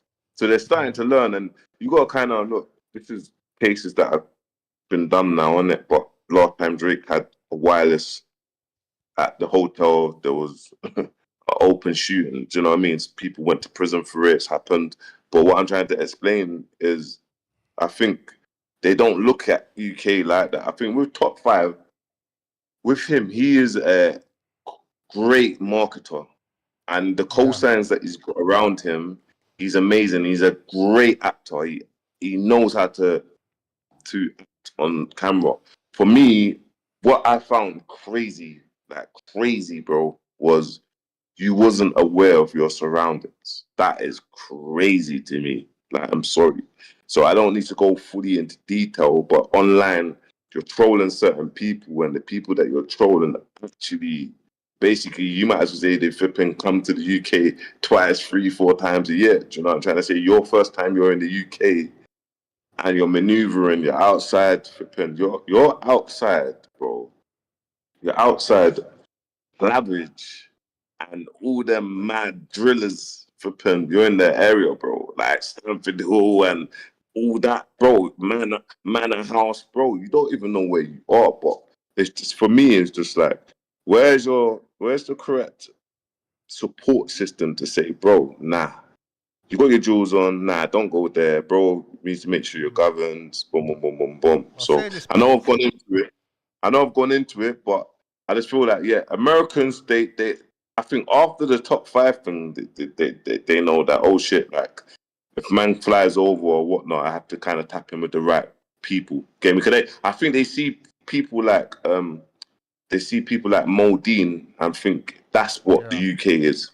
I think they see Mo Dean running down Ashton Hall, and they say that is UK. That's UK culture. One thing I will say is somebody who was there is like, because obviously want to make sure, like, you know, the right things is being said. Like, from what I've heard, the peoples around him were governed. They were saying, bro, you're moving reckless. Why are you posting this? Apparently his people around him were saying all these things, and he was just going mad. He didn't even care. That's the type of guy he is. Like, his guys can't even tell him when you're moving a bit mad. That's what I heard from someone who was there. But in terms of the whole situation, I think I wish London was a place where people could come from other countries and not worry about things. But top 5 dissed a deceased gang member. You know what I mean? You're gonna come to the city and post where you are like that, moving like that after you've dissed a dead gang member in that city. I think where he actually forgot. You might have forgot. I think he's playing that character so mad. He actually forgot what he said. It didn't register. It didn't register him. His brethren didn't know. His brethren were on it. Apparently, they were like saying you're moving mad. But also with the top 5 situation as well, he would have been fine in the UK. I think he would have been fine if he just didn't post where he was, you know, because it's the people knowing where you are. Because, you know, in London, bro, you can get to someone in 20 minutes if you know where they are, if you got the drop on them, if they're in Central. Yeah, man, that's the thing. His neck is crazy. as well, man. That scar is Yeah. crazy, bro. It's the Crazy. scar. He's The lucky scar's to be mad, alive, bro. man. The scar's mad, bro. Fully lucky to be alive, man. But I feel like it's going to be an interesting one because, bro, you know what London's like. The amount of CCTV in London, no one's getting cut up like that in Piccadilly without there being CCTV, without there being an investigation. Who knows, right? If the people that did it are in London or if they're from overseas or whatever. But I feel like best believe there's going to be something coming on that. You know what I mean? You can't, bro. Who do you know in London that's doing drills in Piccadilly and getting away with that shit? And even Ross as well, like with that situation as well, it made me realize, like, doing this content in the UK because it's so small, keeping the fine line, making sure you're not snitching is not easy, bro. It's not easy. You have to always watch what you're saying, like, because there's gonna be details that you hear. There's details that I hear about things that have happened, but it's an open case. You can't speak about it, or if it's not out there, like, you got to really watch what you're putting out there, because I don't want to be the reason anyone's in jail myself, but at the same time, it's real stuff happening on the roads. You know what I mean? Hey, let me Bouncer get knows to that as well. topic, man. Bouncer's the best. Bouncer, I've taken notes of Bouncer, how you cover situations and don't say things that, you know, shouldn't be said as well. Always learning. Right, let me get to the elephant in the room, man, because I feel like we probably all have a different perspective on this. But like, I feel like the thing that's really missing from this scene is accountability. Like, why is it our problem to cover up what someone else has done? Why is it on us to basically protect someone that's maybe snitched on themselves or anything like that? Because for me, I do sort of have I understand where you guys are coming from, but at the same time, I feel like it's a little bit like, it's almost like people expect too much of us, because at the end of the day, we're not in the gang, we're not in the set, we're not the police either. We're just talking about what's going on. We're talking about what we've heard, what we've been told, what's this and that. And I know we've all got a different perspective on this. We come from different backgrounds, but like, for me, I've found it pretty frustrating recently, where it's almost like people have this expectation for me to abide by a code of the streets that I ain't never been in. And I hear of course. Now you go on, Bouncer. I think for you, sorry, thanks for you. Now you do your thing, bro. No, for you, I don't know why people kind of say to you to abide by the codes, but I think that what it is obviously, if a police report comes out and says, look, Tom got shot, you get me, and he's been shot 4 times at this road, it's like, okay, cool, guys, Tom got shot, he got shot 4 times, boy, boom, boom, boom, be careful. But what they're probably looking at is be like, Tom got shot 4 times on this road, but Michael was in the alley. There's a little small print saying Michael was in the alley on this page and then piecing it together. So that's where people would look at it like, right, like, this could be helping the police. Do you know what I'm trying to say? Instead of saying, okay, Tom got shot, so rare. Obviously, you've covered, bro, American stuff, and you've bucked up with real drillers, and they've approached you, and then you've become friends and whatnot, and then they've kind of understood who you are, like you're a journalist and whatnot. But there is crazy touchy areas where you kind of need to be mindful, because it's like, okay, cool, even something could be an open case and the case is not closed yet, and it's like sometimes police or whatnot, they don't put the right, like, they might put a investigation on, but they might not find that mad clue. So there's a gray area with saying that Tom got shot 4 times but from the police report, but then also there's another plot twist that maybe that no one knew of, that could be a very damaging. Do you know what I'm trying to say, my brother? So that's why when obviously you went on the RTM podcast Chronic, and that there was breaking it down, like, this side of things, it needs to be blurred. You're blurring the lines here. Do you know what I'm trying to say? But for you, it's like, I fully hear you on your area where you're saying, bro, I have never been from the roads, bro. I am touching up on something. I'm breaking down for the things that I'm seeing online. I'm seeing this online and I'm speaking them because it's what I'm seeing online. Do you know what I'm trying to say? So it's a catch-22. That's, yeah. Thanks. What are you saying? Go on, Tankz. Yeah, my view on it is, I think a lot of burden is being put on you to, you know, not say anything about or not or leave out certain things from videos from people who are just, you know, they're not your friends. You know, you don't know these guys. You're just a journalist at the same time. But there is a fine line when it's an open case. I think when there's an open case, it's like, cool. If it's something that the police might not already know, why am I going to cover that? But if it's public and it's out there, the police likely already know this. But I think the only issue is when it's things that aren't out there and things that can impact the open case. That's what I stand on, because I just never want to be the reason someone's in jail. You know what I mean? Especially, I don't know you, nothing. That's just how I view it, innit? That's the way I view it. I agree with you on that. I think there's just something weird going on where people are almost like, because I totally get what you're saying. I feel like the point that you're making of just like, you don't want to be the reason somebody's in jail, but it's almost like, I feel like people are reaching in a lot of scenarios. I'm not just talking about one scenario. Obviously there's a certain scenario, but there's a few scenarios like this where it's like people are reaching. It's like, oh, you're the reason this guy's in jail. Whether it's you've read the indictment, or whether someone sent you something in the DMs that's crazy, or whether somebody sent you a screenshot of something that's like, yo, look at this. Like when that broad day situation was happening, bro, the DMs that I was getting of this, that, and the other was mental, right? But it's like, yeah, I just feel like it's a situation where it's like people almost like, they don't want to take any accountability for the stuff that they're putting out there, whether that's something they're putting on their Insta story, or whether that's something they're DMing to somebody, whether it's a threat or some information, or they're just chatting too much. And I feel like it should always be, the onus is on the person. Like if you've done a madness, don't be chatting to nobody about it. Don't chat to the man in the street about it. Don't jump in a booth talking about it. And definitely don't DM journalists talking about it. That's the way I see it.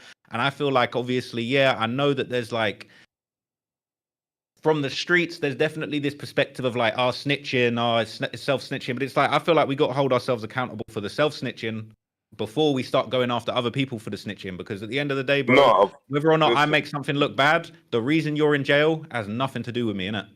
Yeah.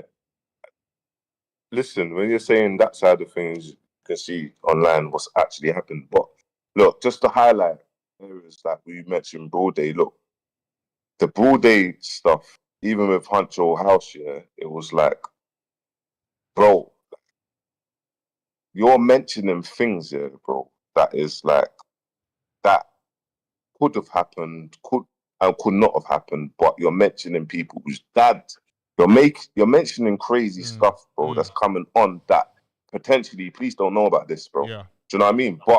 But these people are coming to you for you to report on it. Now police know about it. So there's a thin line, bro, where it's like, whatever's going on with Broadway and that's going on over there, bro. We don't necessarily don't talk on it like that, because you actually don't know what's going on. But when it's like a case, like I'm just saying naturally, when it's a case where, I don't know, flipping what we're talking about, like TR Trizzy, but we've had a whole flipping, everyone's got the 55-page printout. I wasn't even going to make a vid on that either until I saw your vid. I was like, fuck it. I wasn't even going to cover that. But why not? That's the thing, bro. That's the thing. I feel like you're feeling like I wasn't going to make a vid on that. But why not?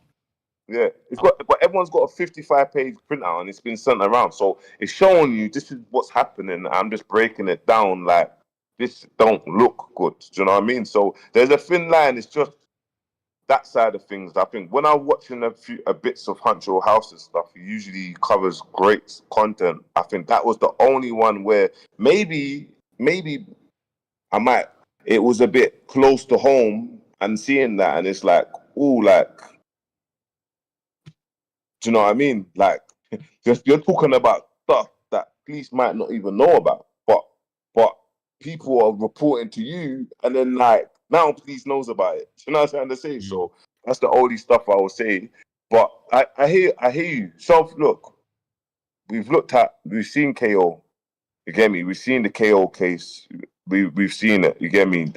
We've seen the conviction. We've seen billions of like, okay, just they're using people's lyrics and that against them. Do you know what I mean? We've seen that side of things, but bro, like, yeah. The Billions one was mad. How they used like most of the trial was literally them quoting his lyrics and asking him to explain the lyrics. It's a weird one because I've heard from so many people it's like, oh, lyrics shouldn't be used in trial, and there's a big part of me that just feels like, why not? I don't think the lyrics should be the entire case. I think the lyrics should definitely be part of the case. If a guy got shot on the main street at 4:15 p.m. and you got a song talking about I was on the main street getting busy before sundown, it's like, bro, you put that out there. And again, Yeah. I just feel like there's a mad double standard. But I get where you're coming from. And even the broad day thing's interesting because it's like, obviously I reported on it, I covered it, and look, I'll keep it real. I don't know. I don't want anyone to get at me like this, but I spoke to Broad Day after that situation, and I would say the same thing to him as I said to anyone else that's dealing with situations. Even when I meet guys in LA in person that are from the streets, I say, bro, look, from the get go, don't tell me nothing you don't want me to chat about. Don't say nothing you don't want me to know about. Don't bring me into nothing. Even like, bro, I chill with people in LA. I'm like, bro, if you got something crazy, don't even get in my car because I'm not from that. I'm not trying to be part of that. And it's like, yeah, bro, you know, that's fair. And Trap, what you're doing, bro, you do what, do you know what I'm trying to say? That is not your world. So people can push whatever they're pushing. And like I said, no one's not gonna look at the, remember, people always want to flip and go out as a legend. Like they're gonna be remembered in 30 years time, bro. In 5 years time, bro. Man, them's not coming to visit you. Man, them's probably sleeping with your ex-girl. Do you know what I'm trying to say, bro? Yeah. So it's just one of them ones. If people want to glorify what they're gonna glorify, let them glorify it, and then let them sit down and think, oh shit, what did I do there? That's the life that they chose, isn't it, my bro? But that's it, bro. I don't even think man even needs to let that even. You know what I'm trying to say? Like, man covers things, Tankz covers things, you could cover things. Everyone's got their own method and their style of the way how they cover things, innit? So, Facts. And as you I said, think bro, so as there's well. just a thin line. There's just a thin line that just don't cross that thin line, bro. And that's literally it. But obviously, guys, we've been going live for a minute. I think we'll go for another 10 more minutes. But I want to get the chat involved because there's 500 people here now. Is it 500? I can't even check. But there's 500 people here last time I checked. Chat, what questions you got for Bouncer on TrapLoreRoss? Because this is a big moment. We're live together here. Obviously, TrapLoreRoss, I know you wanted to link up with Bouncer, but obviously you guys were in the UK at different times because you man are abroad. You man living it up abroad. Bouncer, I like the vlogs. I like how you're showing people how you're living out there. It's about time people see how you're living out there. Ross, I'd want to see, would you ever consider vlogging, TrapLoreRoss? You ever consider that? I would, you know what it's like for me, man. I got to try and keep my movements a little bit secretive because of all the different madness that's going on. But I definitely want to do more vlogging, or I want to do more getting out into the world. You know, people might have seen me last year. I did a couple of hood vlogs. I was in I was chilling with the Insane Crips from Long Beach. I linked up with some other people and some other content where I went to certain hoods. So they're definitely I definitely want to do more of that. But at the same time, I feel like recently, I'll keep it real. You guys really inspired me to go harder on my second channel with the daily uploads. I've still got big documentaries on the main channel coming that I'm spending even more time on. I got like a 3.5 hour documentary coming hopefully next week. But yeah, I'll be down to do vlogs. But I really rock with what you're doing, Bouncer, because I feel like you're in a really good stage where you're having your motion on your channel and you're experimenting. You could do some vlogs, you can do some reactions, you could do some interviews. Like, the world's your oyster. Same with you, Tankz. Like, you got the Click It podcast as well as the uploads that you're doing. I've seen vlogs that you've done in the past, your story time videos. I feel like it's just so good to see everyone experimenting. And who knows, like, there could be a whole other type of content that we haven't even thought of that could be the next thing that one of us could discover. So I feel like that's needed, man. I love seeing Bouncer's vlogs. Love seeing you take your cat to the vet. I got the same breed of cat as you, Bounce. So I was loving that. Hey. Yeah. The cat's there sleeping. The cat came and interrupted. The cat came and interrupted the stream earlier. Yeah, man. It's just using your channel just to be the best version of yourself, innit? And I feel like it's good to do vlogging so people can see a different side to you, innit? Because usually you're always touching up on things, innit? So it's kind of that serious side, innit? So yeah. You might know J200. J200, who's that? J200, Bounce, you definitely know him. You man both definitely know him. J200, like the best prankster in the UK. Yeah, I know J200. Yeah, he just sent a chat in it, and because he donated, I've got to read this. He just said, "Who's got the bigger wood?" Yo, you're moving mad. Hey, you definitely went to an all-boys school, you know, because these are the you went to an all-boys school. That's a question for the Little Man stream. Oh. I'm not gonna lie though, yeah. You're talking about Little Man going into the adult entertainment industry. I'm not gonna lie, yeah. Adam22 took me and Honcho to a porn star party. There was about 3 midgets in there getting busy. They have motion, so You know what I'm saying? That could be a whole little lane. Apparently, the small dudes be getting it in. So who knows, man? Who knows where that will take him? Astaghfirullah. Hey, but that is, hey, dog. I didn't even know there was porn star parties. What? What? Bro, when you touch down in LA, man, listen, it's not my thing. Adam22 be plugging me into the craziest parties, man. But when you touch down LA, there's definitely some madness to be attended, man. Both of you. Listen, you tried to get us out like Diddy. You tried to get us It low key was looking like a Diddy party. I'm not gonna lie, there was madness going on. Fucking. Now bouncers in Dubai, man. Everything's halal out there, man. None of this Diddy stuff, man. Fucking you get 30 years for that in Dubai, man. He was telling me about this porn star party as well, bro. You was saying they have fluff. I'm about to hear this though. You said that these porn star parties, yeah, they have something called a fluffer. Yeah, what do you think a fluffer is? Fluffy, like, I don't know. At a porn star party, what do you think a fluffer's job is? Bro, I don't know, bro. I don't know. Listen, let's keep this one PG, yeah? This is what J200 did, bro. This is what the donations do, fam. But a fluffer, that when the man told me what a fluffer is, I was like, for God's sake, man. But nah.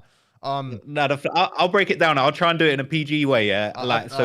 Do we need to break it down, man? No, I'll just say that me and Honcho are just sitting there chilling, like just chatting, and we're just sort of looking around. It's all madness, and we look to our right, and I swear to God, bro, no word of a lie, I see a little man and a full-size woman, and the woman's just, you know what I'm saying, making it happen for him, so that he could then go on stage and do a madness. And me and Honcho just looking at each other, we're like, what the fuck, what the hell? But that's what's going on out here with these parties, man. I ain't even gonna say anymore. Oh my God. Funny. I just got another donation from J200. He said, I meant between Ross and Adam22. Bro, no comment, man. No comment. J200. I'm trying to get a scene. Fam, it's all mad. But yeah, let's see what else, because people are saying ask Bounce about Ambush. Do you want to summarize that again quickly, Bouncer? Because some people might miss that. Ross didn't hear it either. I'll summarize it quickly about Ambush. So, Ambush, a few years ago, not even a few years ago, you got them people that troll you online. Not troll you. Ambush didn't troll me, but he says certain things online, what was going on with man. So, I just kind of returned the favor. Obviously, he's made a diss track, and I kind of just highlighted it. And I'm a person that always advocate for safeguarding our women. So I just kind of highlighted it, like, bro, all this stuff is, this is all the stuff that's online with you. Like, what's going on with that? So anyway, I've done that video. He tried to message everyone to try to get my number. Don't want to speak to them. He's made that diss track, and he's obviously put my name in it. He's mentioned man in the diss track, and I've made another video. And I promise you, look, guys, look, I'm gonna put this camera up here. I promise you, Ambush will not be making another video or saying anything about me. I promise you that he's not, because what I've got loading, he's not gonna want it to come out. Ambush, tell him, just say, I promise you, if you post a story post and mention my name, just say Bouncer. He will not do it. So that's what I will say. And I'm telling you, if it comes out, Ambush will be done. Like, I mean, like, he will actually be cancelled, like, properly. So he knows what man's got. So, and everything that I was saying, I was actually saying, and what I was kind of getting on to everyone about is we can't keep on making a blind eye, because if this happened to your mum or whatnot, you'll feel violated, innit? So, yeah, that's it. That's about Ambush. But this is why rappers, you can't be playing with the content creators, man, because they'll press that red button, bro. It's not a good look. No, honestly, I promise you, what I've got, I promise you, he don't want that out. Just put it that way. So yeah. Freaking hell. Well, we got some donation. We got a donation here, £5. Dimps, thanks for the donation. Bouncer, you mentioned you wanted to get into real estate in Dubai, especially with the market out there. How's that going? And Leo, thanks for the £2 donation as well. Appreciate you, brother. But go on, Bounce. So basically, I'm about to launch my Airbnb business. Once I've launched that, then I'm going to get into proper real estate. You see, with a lot of real estate agents, they always think that I have such a huge platform and I have so much contacts that I can speak directly to the developers and get good deals on the properties, even get better deals that they're getting it for. But a lot of real estate agents feel like I need to speak to them and then be the middleman. And so it's just like, I'm taking my time with this, but that is going to be my main, that's going to be my main area of having a business, Airbnbs. And I've got loads of friends out here when it comes to the management side of things, but I wanted to get about 5 to 10 of my own Airbnbs, not management, and then going from there and building, going from there. So, yeah. Yeah, man. All right. This is like a poker game. All right. Now, you said, but you made it clear with Ambush, like, you ain't even expecting to hear nothing back from him as well, innit? No, Ambush is not going to reply back to me. I promise you. And if he does, he's done. And can I ask you as well, what was it? Because you said it was obviously back when things were dark for you, like loads of people were talking about you, saying things. What was it that Ambush said that, that's what you remembered that he said? He just started mentioning all the snitching thing, bro. He just started mentioning. I went on the Session podcast. Big shout out to Josco and Punch. And I addressed everything. I kind of broke down this whole snitching thing, innit? I broke it down, and he just kind of just tried to message about the snitching thing, like, oh, boom, because you know what it is? There was just a mad narrative about that whole snitching thing. It's like, bro, like, what I'll explain to people is the people, you're calling me a snitch, but people that are in jail ran to the police and said they were in fear for their life. This is how that happened. So how has everything happened? Do you know what I mean? And Ambush spoke on that. You get me? They spoke on that. I kind of have to break down, bro. Wasn't there when anything happened. You get me? There's no signed statements.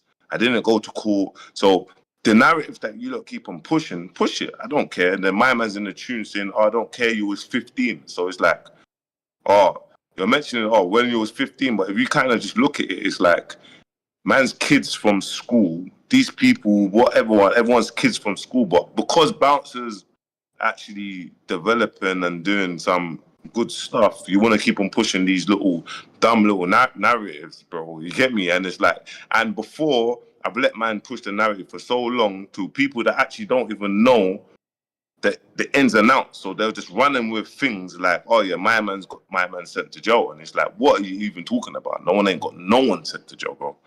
So Ambush was a kind of advocate for that. And then he's like, those couple other stuff that he done online where it's just like, bro, like, me and you are not brethren, bro. So stop mentioning man's name online. You get me? Like, we're not just, you get me?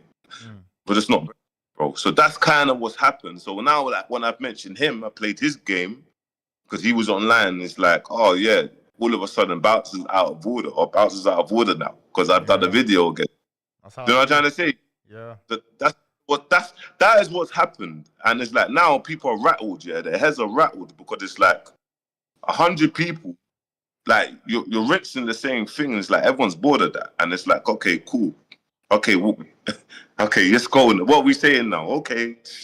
Do you know what I'm trying to say?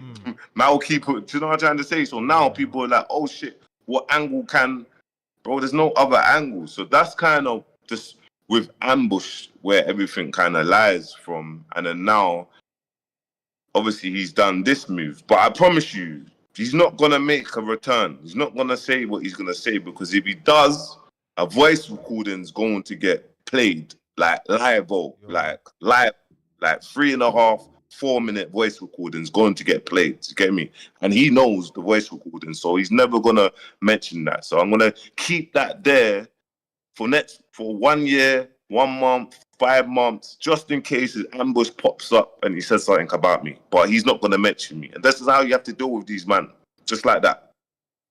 So I just want to say on that, Bounce, like, I really respect where you're coming from, because I feel like I've seen you talk about that situation. I really respect you for keeping it real, because I feel like a lot of people, a lot of men wouldn't have it in them to keep it real about a situation like that. And I feel like nowadays, for some reason, everybody's trying to call everything snitching, but it's just ridiculous. It's like, it's like people are just trying to put that snitch jacket on people to try and take them out the game rather than to actually talk about what's going on. And I just feel like it's just gotten a bit silly where people are just taking it to this ridiculous level. People that aren't involved or people that have nothing to do with nothing are getting these labels really out of hate rather than actually what's going on. And I feel like people are almost just, it's like snitch has just become the boogeyman word that they're trying to put on anyone, and they'll try and find any way like of you know what I mean, like just the silliest little thing they want to call it that, and it's just, I feel like it does a disservice to what's really going on. So you know what I mean, I feel like you still on business.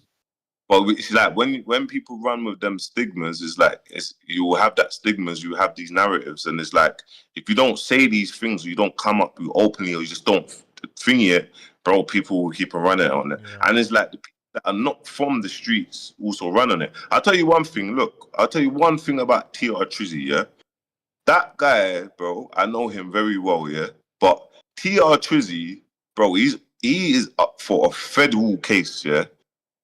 I wouldn't be surprised if he don't snitch on the cartel, bro, and get out, bro. I wouldn't be surprised. I'm telling you this openly, bro, that no one understands. There's no do half, bro. Like, I wouldn't be surprised. You go to them federal jails, bro. You have to pick. You want to be with the white people, the black people, this people. You have to pick, bro. And it's real. It's real in there. I wouldn't be surprised, yeah, bro, if he looks at it and thinks, oh my God, bro, the police just want the cartel. Bro, many years before that, the cartel's been on Trizzy. He's thinking, oh my God, how do I get out of this situation, bro? And that there now is a whole different world to just looking at the case to see what's going to actually happen with the case. But we'll see and look at how the case is going to even unfold on that side of things. But you need to look at things like that, bro. Do you know what I mean? But when people run with these little narratives, it's like they've always been allowed to run with silliness. You get me? There's always been allowed, but they overlook, yeah. Because when they overlook, oh, it's online. Okay, cool. So why are we taking the first paragraph and then go into this bit, bro? Because the first paragraph is kind of stating that do you know what I mean? There's other areas of that, and this is why I just talk about it freely, bro. Because it's like, bro, like we live in a world, yeah, that you get older, bro. I'm not gonna be around fucking anyone that are not my people, bro. You know what I mean? Everyone's got their own sections. You get me? Everyone's got their own sections. I'm not a person that's around 20 other this rapper, this rapper, this rapper, this rapper. I have my own section of people, so that's it. And I cut through. That's it.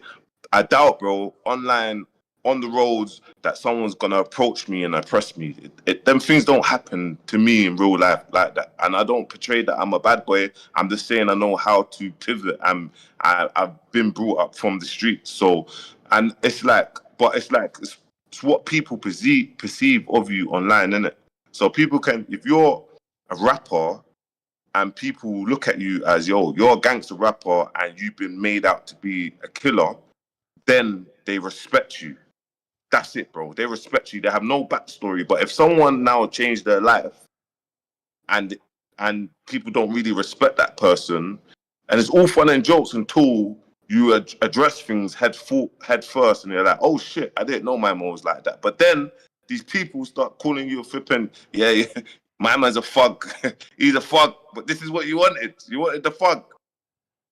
For real, man. No, and that's why it goes back to accountability. I feel like a lot of people are getting in situations that they shouldn't have gotten into, and then things just get out of hand. And I like I say, I just feel like it's like trendy to call people snitches nowadays. You know, I feel like ever since the Gunna Young Thug thing, you know, it's just almost like people are just trying to find anything to label people as a snitch, not to be real about what's going on, but to try and get people out of their position, to try and trick people out what they got going on.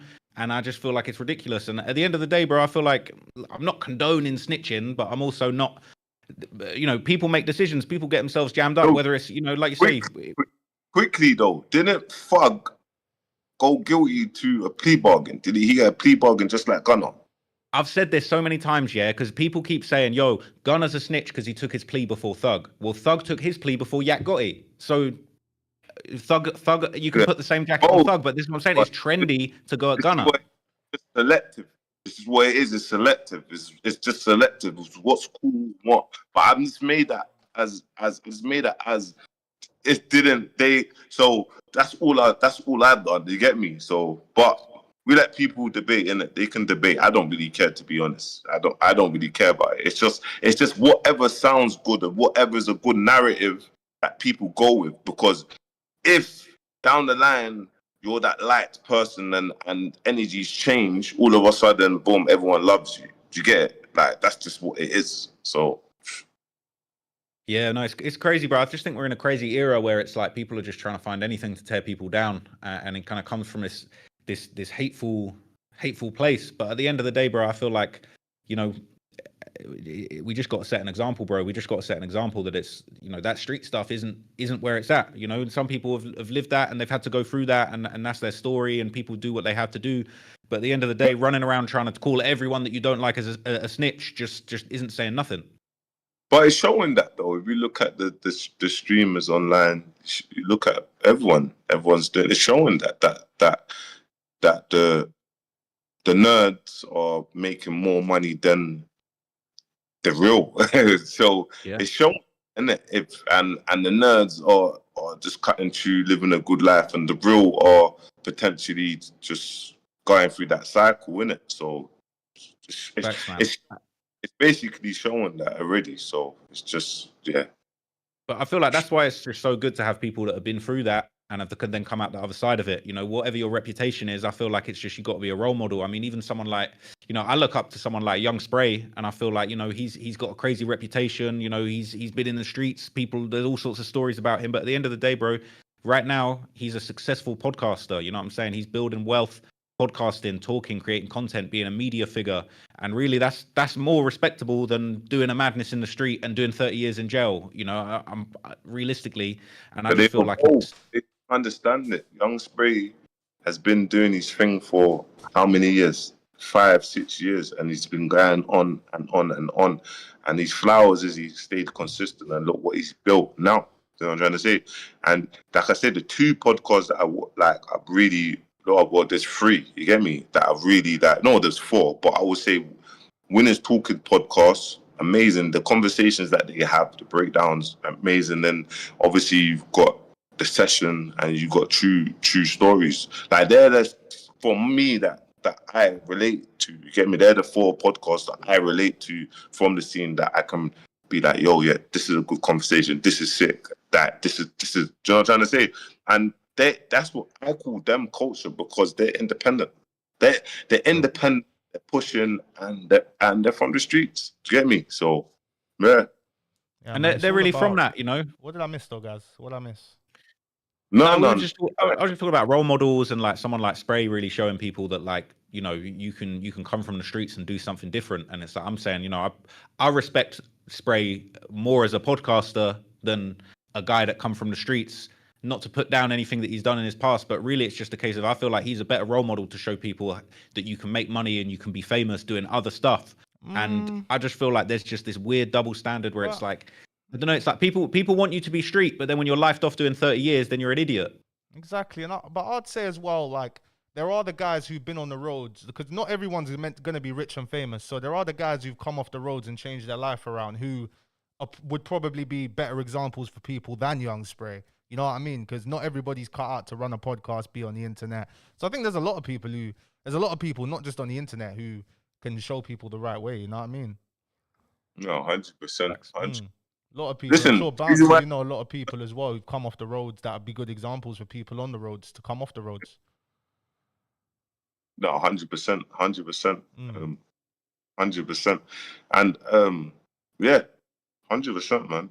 Me, I use my social media, my YouTube right now as my therapy, and I just keep it going. And do you know what I mean? Consistency in it. In 2-3 years, we'll look at this. We'll have this conversation. Look where we started. Now look at this. Look where we are now. So, facts, man. Do you guys both feel like you're further ahead than you thought you were going to be? Because it's like, I feel like I remember seeing you guys first start popping off, speaking to you guys, and it's almost like I feel like you guys have shot up even quicker than anyone could have expected.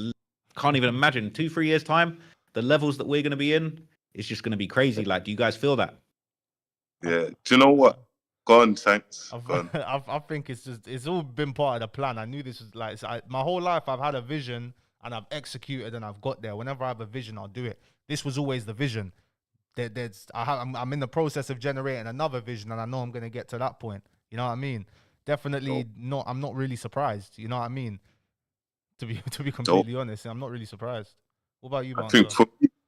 I think for me, obviously when I started, it was just like I think I was getting like 150 views, 350 views, and I just kept on going. People was laughing. You know, like they always laugh at you, innit? Like when you start, they always laugh. Oh, you're a washed up guy, and then energy's changed. But I haven't really, you know, when you don't like. I haven't deeped that I'm doing anything. Like I don't really know YouTube, like how YouTube works like that. Do you know what I mean? I just know like I'm just grateful, but I'm not.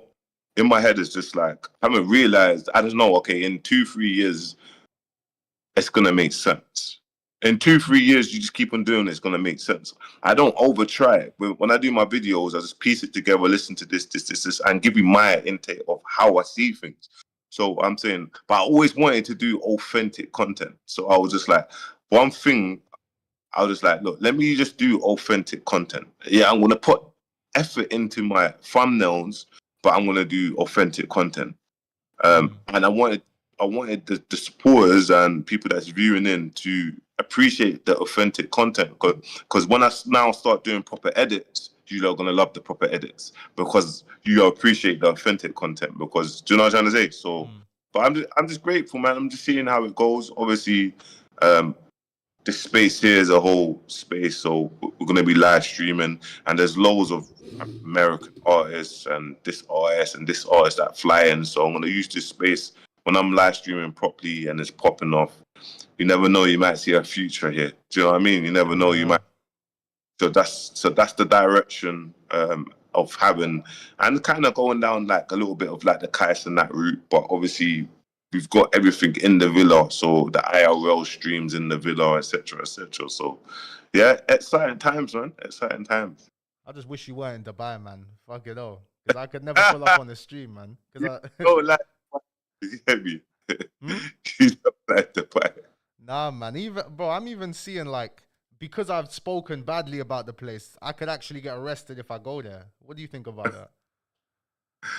I don't know, man. You're good, man. I think you're good. You think I'm good? You reckon I'm good? Yeah, you're definitely good. You get me? You're a man with a mask on. You're good, man. But then next thing you got me, what's that jail called? Al Barsha jail or something? They got me up in there, bro. Next thing I know, once I cross the border. Over here, you just need to be. You can't be. They're not like the UK. Can't just say anything. You know what I mean? Can't say anything. Now, if I get wrapped up, if I get bagged and I come there, I know Bouncer got the connections to get me out of there anyway, man. So it's all good. No, Bouncer. Anytime you go, like, I don't think I've ever seen you in like America. Have you ever gone to America? No, but I am planning soon, man. I'm planning to link up with the boy Trap. You get me? So I'm gonna look into that. I'm planning. But yeah, I'm planning. I'm planning to do that.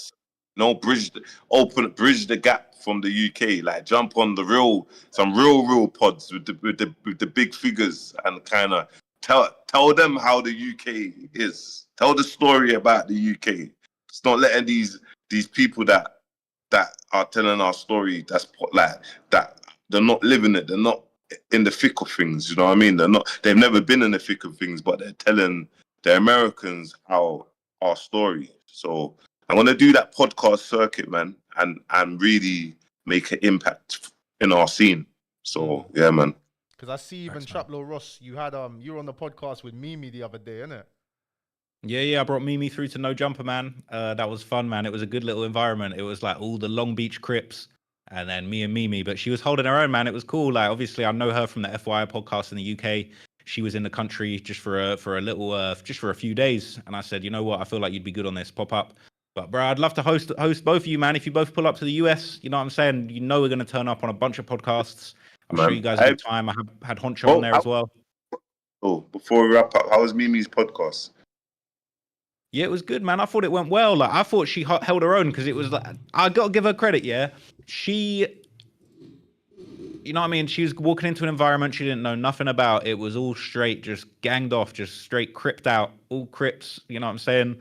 It was a tough environment, just a room full of Crips and smoke, and she held her own. Like she had some good debates with those guys, and she kind of held it down for the females. And I thought she did really good, man. And I'm always just, this is the thing with me, yeah. I'm not a gatekeeper. Like I'm always down to try and push other people. You know, I brought Honcho through to No Jumper a couple of times. I try and put him in position any way I can. I brought him onto the Young Spray pod. Same with you, Tankz. Like I'm not a gatekeeper. I'm just anyone that's around me, that's in my circle that I rate. I'm trying to put you on. I'm trying to put you in position.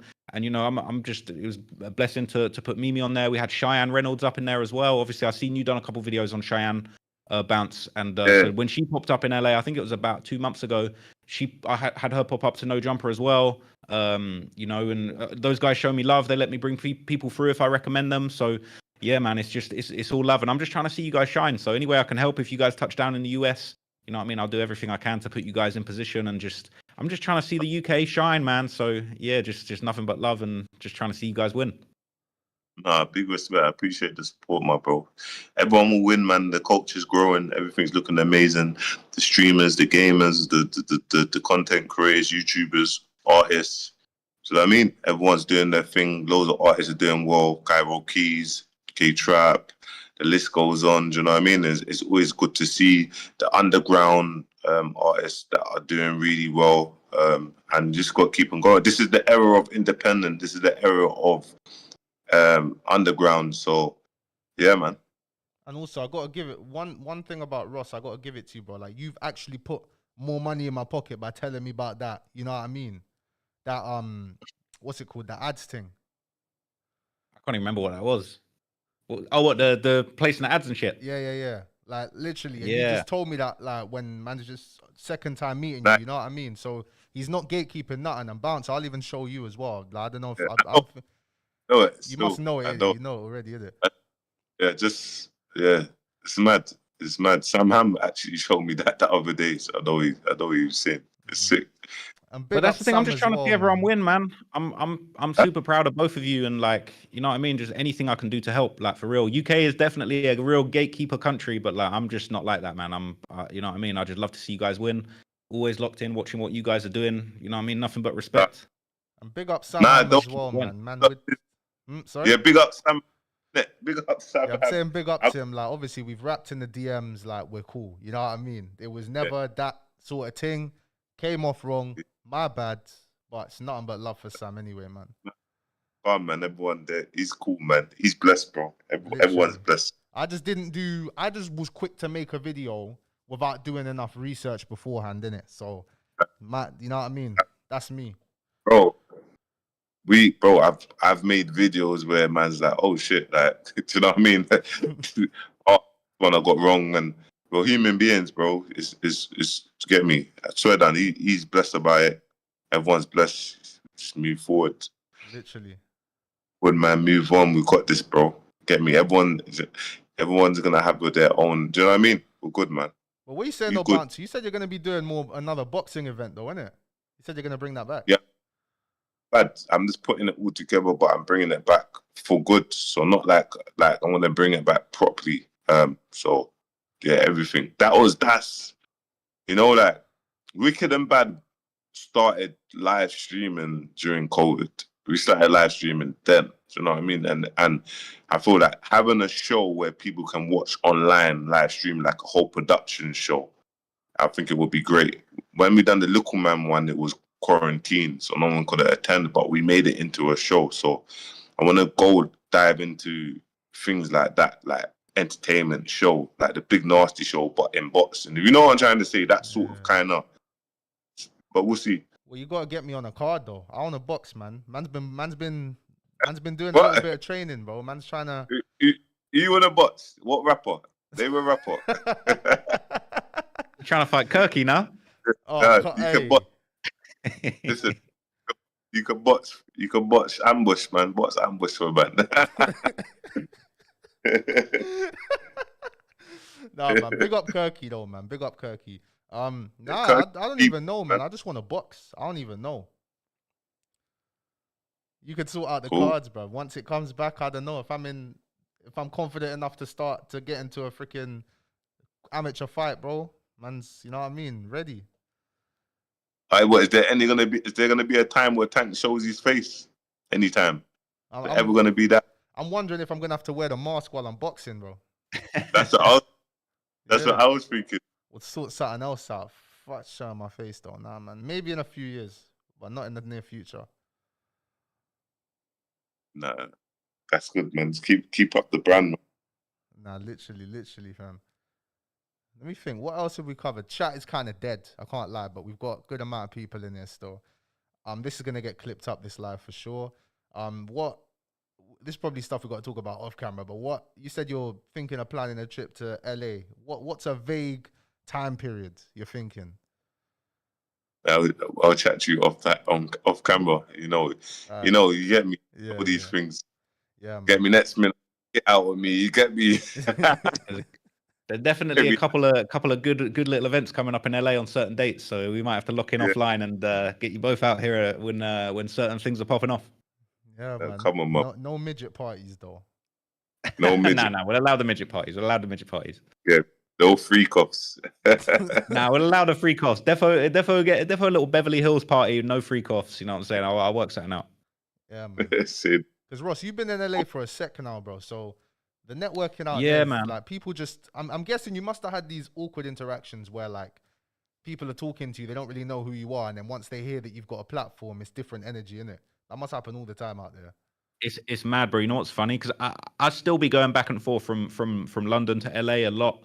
It's just kind of like it's just made a lot of sense for me to be out here. But yeah, for real, like it's a little bit dirty, man. The whole clout focus thing out here is a little bit insane. I feel like LA is really that place where it's like people are looking to use each other. Like I'm blessed because I've got my own thing going and it's all good. I don't really need anyone. But you know what it's like? I swear I've had that, man. You go to a party, you're talking about what you do, and then suddenly they're YouTube, how many subscribers? As soon as you say you got 1 million subscribers, it's like people just, you know what I mean, pounce on you and shit. But it's a little bit disingenuous. Like when you just see someone switch up. I remember, I don't know if you saw it was a viral clip, but you know Neon, the streamer. Like I bumped into him at a party and he was on live and I was chatting to him just as a random. I've turned around and he's there and I'm like, oh shit. I'm asking him questions and he's sort of like not parring me off, but not really giving me the time of day. And then I've walked off. And then he's seen on his chat, like, they're all saying, oh, you know who that is. And he's like, oh my God, like, and he's gone back to try and find me. And he's like, he switched up live. And I've only seen it. I've watched his stream the next day of like, oh, let me see if I can find myself. And then I've seen, like, after I've walked away, he's worked out that I'm somebody and he's switched up. So that's what it's like in LA, man. I feel like London's the opposite. London's like, you tell people you got something going on and they instantly start hating. So it's you know, which one would you prefer? Yeah. Neither. It's true. It's true. That's mad though. It's true. Yeah, man. You tell people you got 1 million subs in the UK and they're just sort of like, whatever. Don't care. Quickly, before we wrap up, obviously with YouTube, it's like that one video that goes crazy, then it's like that's kind of that along the lines, and then it's like you're in that thingy of like being consistent, isn't it?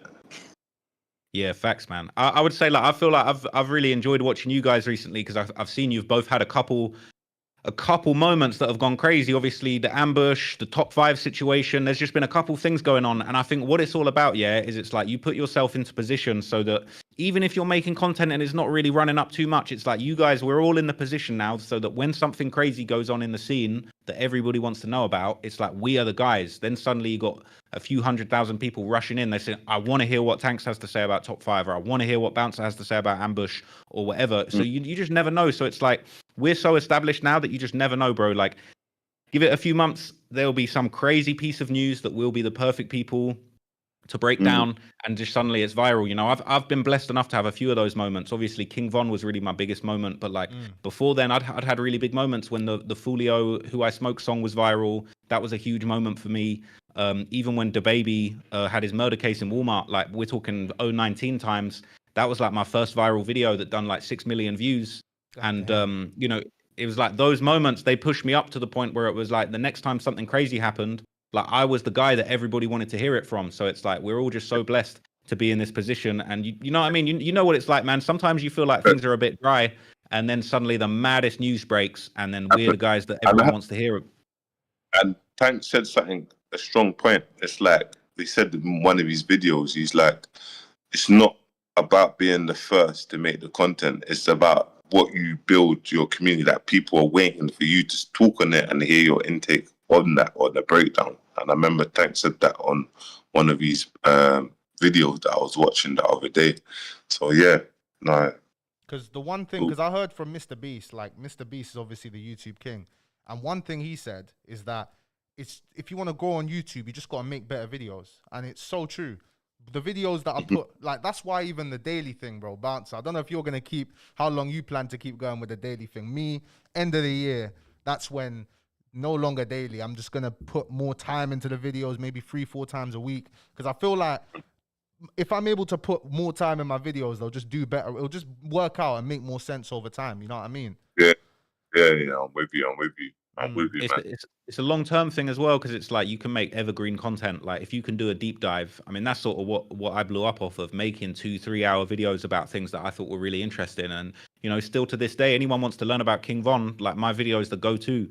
And I think it's just all about finding that sweet spot. Like there was a period where I was dropping a video once every 2 months, and that was, you know, I was blessed in that when I did drop, they did multiple millions of views and it made sense.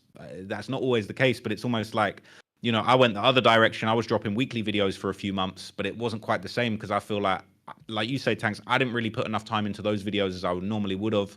And I feel like that didn't resonate. So it's like, for me, I've been trying to find that sweet spot. I'm enjoying doing daily on the second channel. On the main channel, I'm probably going to start going back to doing one big video every single month, and just doing like a sick video that people are going to watch for years to come. And I think that's I don't really like talking about finances, but like money wise, I would say it's them videos that just get watched, you know, every single month. There's videos I've done 2-3 years ago, but it's such a good video.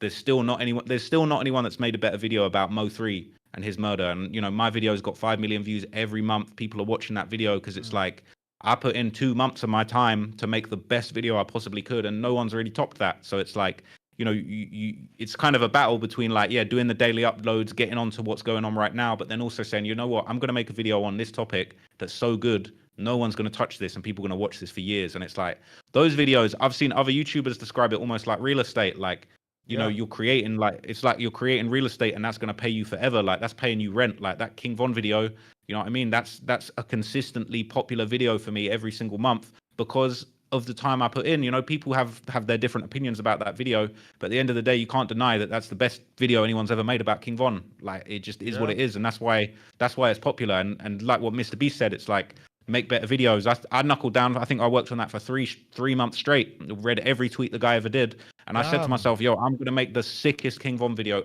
ever made." And you did, bro. That's mad, bro. Smart, man. Mad. We think. Hey, you made me look into the T Grizzly thing. That is crazy, bro. I'm gonna do more research on that. But that's crazy. I'm not gonna lie, bro. Yeah, the news broke on that, yeah, and I heard other people talking about it, but I hadn't looked into it yet. And I was like, ain't no way that he lined up his auntie. And then I've started watching other people's videos about it. I've looked into it a little bit deeper. I'm like, yo, some of this is looking crazy. Now look, I'll say I still haven't seen definitive evidence that he made this play happen, but there's a lot of really weird unanswered questions. You know what I mean? The guy that shot his aunt is from 600, the gang in Chicago. T Grizzly is really close friends. Like, I think it's Booker 600 was the best man at his wedding. So there's a lot of really strange stuff, and a lot of people in America are thinking the T Grizzly Rico is about to drop. But I'm still doing my investigations into that one. I'm probably gonna do like a full Detroit gang street breakdown. I'm probably going to spend a whole month looking into T Grizzly and all these Detroit man, Sada Baby and all of that. But yeah, it's looking like a crazy situation, man. I had never heard of anybody killed, but we're going to find out if that's true soon, man. Yeah. So what do we know? So is that what we know so far about the T Grizzly situation? Just the link there.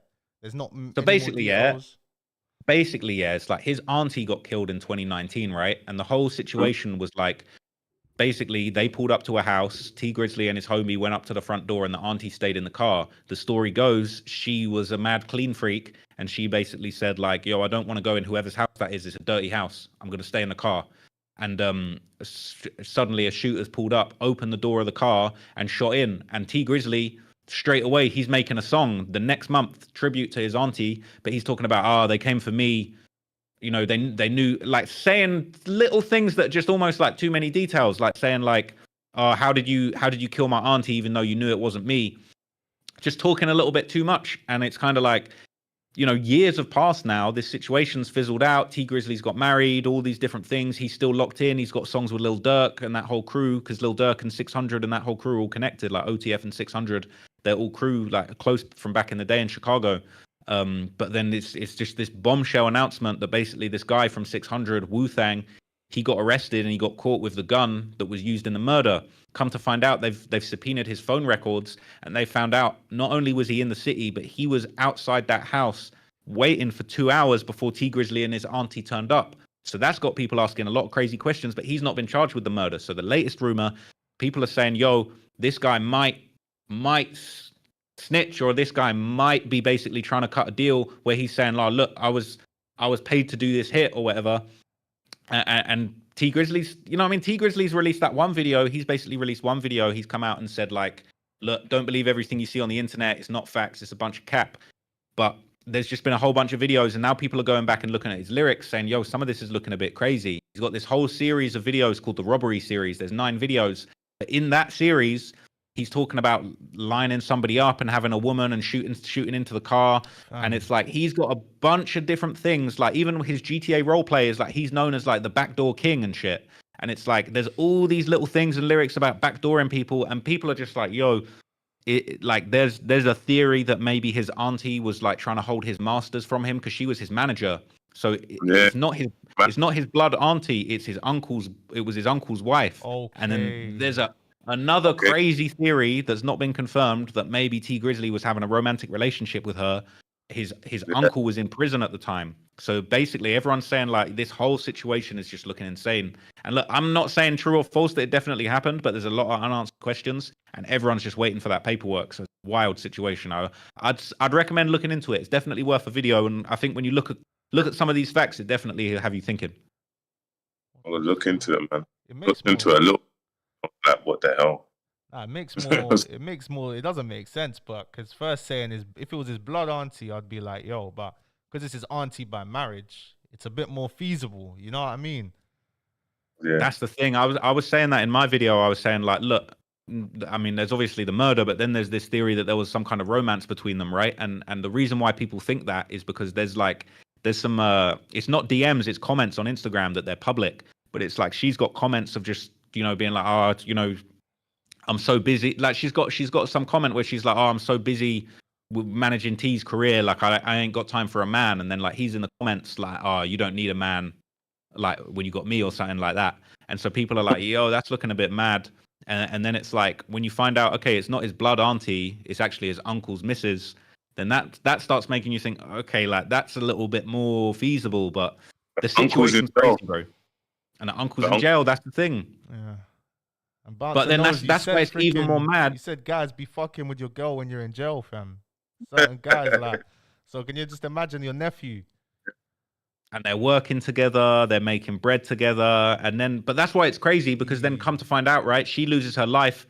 Like 4 years later, T Grizzly is getting married to his fiance, and then Booker 600 is the best man at his wedding. So people are saying, or the groomsman, and people are saying, yo, how is that possible, yeah? If it's like, this person is from the same set that killed your auntie, but then you're close with them, you're making songs with them, you're having them at your wedding, it's not adding up. So that's why people think it's a backdoor thing. It's crazy. It's crazy. It's that's a whole mad thing. But as well, other topics I want to cover as well. There's 2 things. The one I want to cover is, first off, like, I remember it's been a while now, but you and Fumes are good, innit? You man have come to an understanding, innit? No, I haven't spoken to Fumes, but there's no big respect to what he's doing now. He's with Mixtape Madness, doing amazing things. I see what he's doing, so good luck to Fumes. Do you know what I mean? I ain't got no issues with him direct. I ain't got no issues with him. All right, and with the Wicked and Bad events as well, I'm taking it back to the Wicked and Bad events. You know, I just read a comment there. There's no point in even bringing it. It's about Young Philly, bro. We spoke about this. I think we spoke about it in the pod when you came here anyway. Yeah, man. What was it about? Philly was going to be an investor in Wicked and Bad. Yeah. You said, I don't even think you said that on the podcast. I think you said that in your own video, I think. Yeah, talked about who's Philly. gonna be an investor in Wicked and Bad. Yeah, man. Years before this madness, but yeah. Yeah, man. Yeah. Nah, it'll be good. Yeah. I'm excited for Wicked and Bad to come back though. I can't lie. It's gonna be a different sort of takeover. I can't lie. It's gonna be very creative. It's gonna be good, man. And it's gonna be in Dubai, or you're gonna host it here, or like? Hey, UK and Dubai, but UK. Those gonna go up and down the UK. Birmingham, Manchester, Liverpool, London, Bradford. Do you know what I mean? We're gonna go up and down the UK, and we'll do 1 and 2 over here. But yeah. All right. And how did the talks go as well? The talks, because you did a few public speaking events as well. How did those go? It was really good. Yeah, man, they were good. Yeah, man, they went good. When as planned? Yeah. When as planned, went good. Amazing. Yeah, bro. Oh, good. Yeah, my boy. Okay. I just want to make sure we cover everything because this was a good live. I don't know if you guys want to make this a regular thing. Yeah, we'll lock in. Of course, I'm gonna sort out my Discord up here so I can speak to you up here, and then, bro, we'll lock in, bro. Tankz, we'll lock in once a week. Whatever TrapLoreRoss is doing, I'm locked in, man. We'll lock in once a week, the Tankz, man, and go through. Whatever happens, we name it something on a Thursday or whatever, something Thursdays. I know there's Thursday drops and whatnot, what's happening. We lock in, man, and see what makes sense. Literally, for this one, we'll see what it does. We'll see how many clips go around because I'm going to get clippers on this one because there's quite a few clips in this live stream. I can't lie. Done a little bit of clip farming, Six. Yeah, man. I'm going to see my big head pop up all over on TikTok. I bounce. I see you on my Instagram all the time as well. As soon as I open it, Instagram, TikTok, like your clippers are doing their thing. They're doing their thing, bro. And it's made me even realize I need to get on the TikTok clips game myself. You know what I mean? Because I'm seeing even, I don't know if you saw, Made You Think posted Neon talking about his clippers. Neon said he pays his clippers like $20 every 100,000 views they get. And he said he had to pay one of them like $90,000. Like that's absolutely mad. And if you look at Neon's YouTube channel, he gets like less. We do more views than him on his YouTube, but the clips give the illusion of motion. Sense? Yeah. How does that make sense? Because like with these clippers, you're paying them. Let's say you're paying them X amount per 1,000 views, but like, is that on the basis that like your channel is getting the revenue from them clips, or are you just paying for the promo? They're in an app called Woke. Yeah. So what happens is they go down through the method. This is the Andrew Tate method. So what they've done, this is the Andrew Tate method, and then they've used it. So can you remember when Drake and Party Next Door done their project, and then there was a drone outside Drake's house, he hit that was Clippers. So Clippers done a campaign. The Clippers was in my house, and the same Clippers, they done the campaign. So what happens is instead of paying for digital ads, they will pay for clippers. So they're saying, look, you have to produce all these clips and you'll get this amount. If this video hits this, we're going to pay you this. But if it don't hit this, you're not going to get paid. So then the clippers go crazy with clipping on how many pages and that, and they make you go viral. Now, if there's a total of one video that's done 1 million and they say they're going to give that person $500 per million, it's now in their head, they're looking at it could be a cheaper campaign because now you're getting clipped by, you might have, I don't know, there might be 3,000 people that's in the Whoop clipping community and you've got like literally 500 people clipping going mad. Now, if they don't get 100K or they don't get 1 million, they don't get paid. So imagine how much videos they have to clip to then, they might get 90K or that one or whatnot. So that's kind of how it works. So the reason why they're using that, it's all down to do with Woke or Whoop, and they just clippers. Like they just don't use digital ads. That method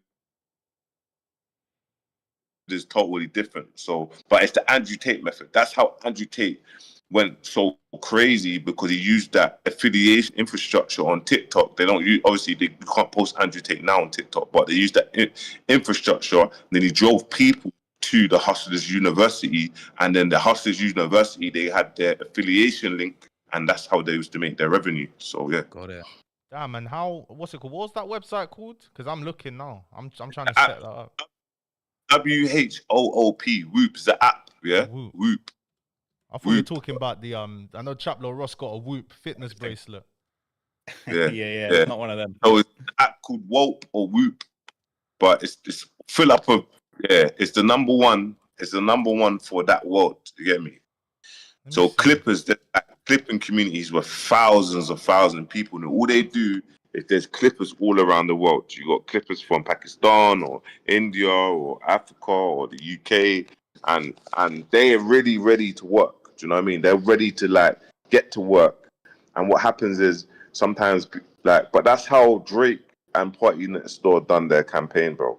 Like imagine that, and they accumulated something like 60 million like views from just the drone campaign. You get me? But that brought crazy tension, crazy like PR to the project as well. So they'll handle the clipping from the actual thing as well. They'll handle clipping from the video.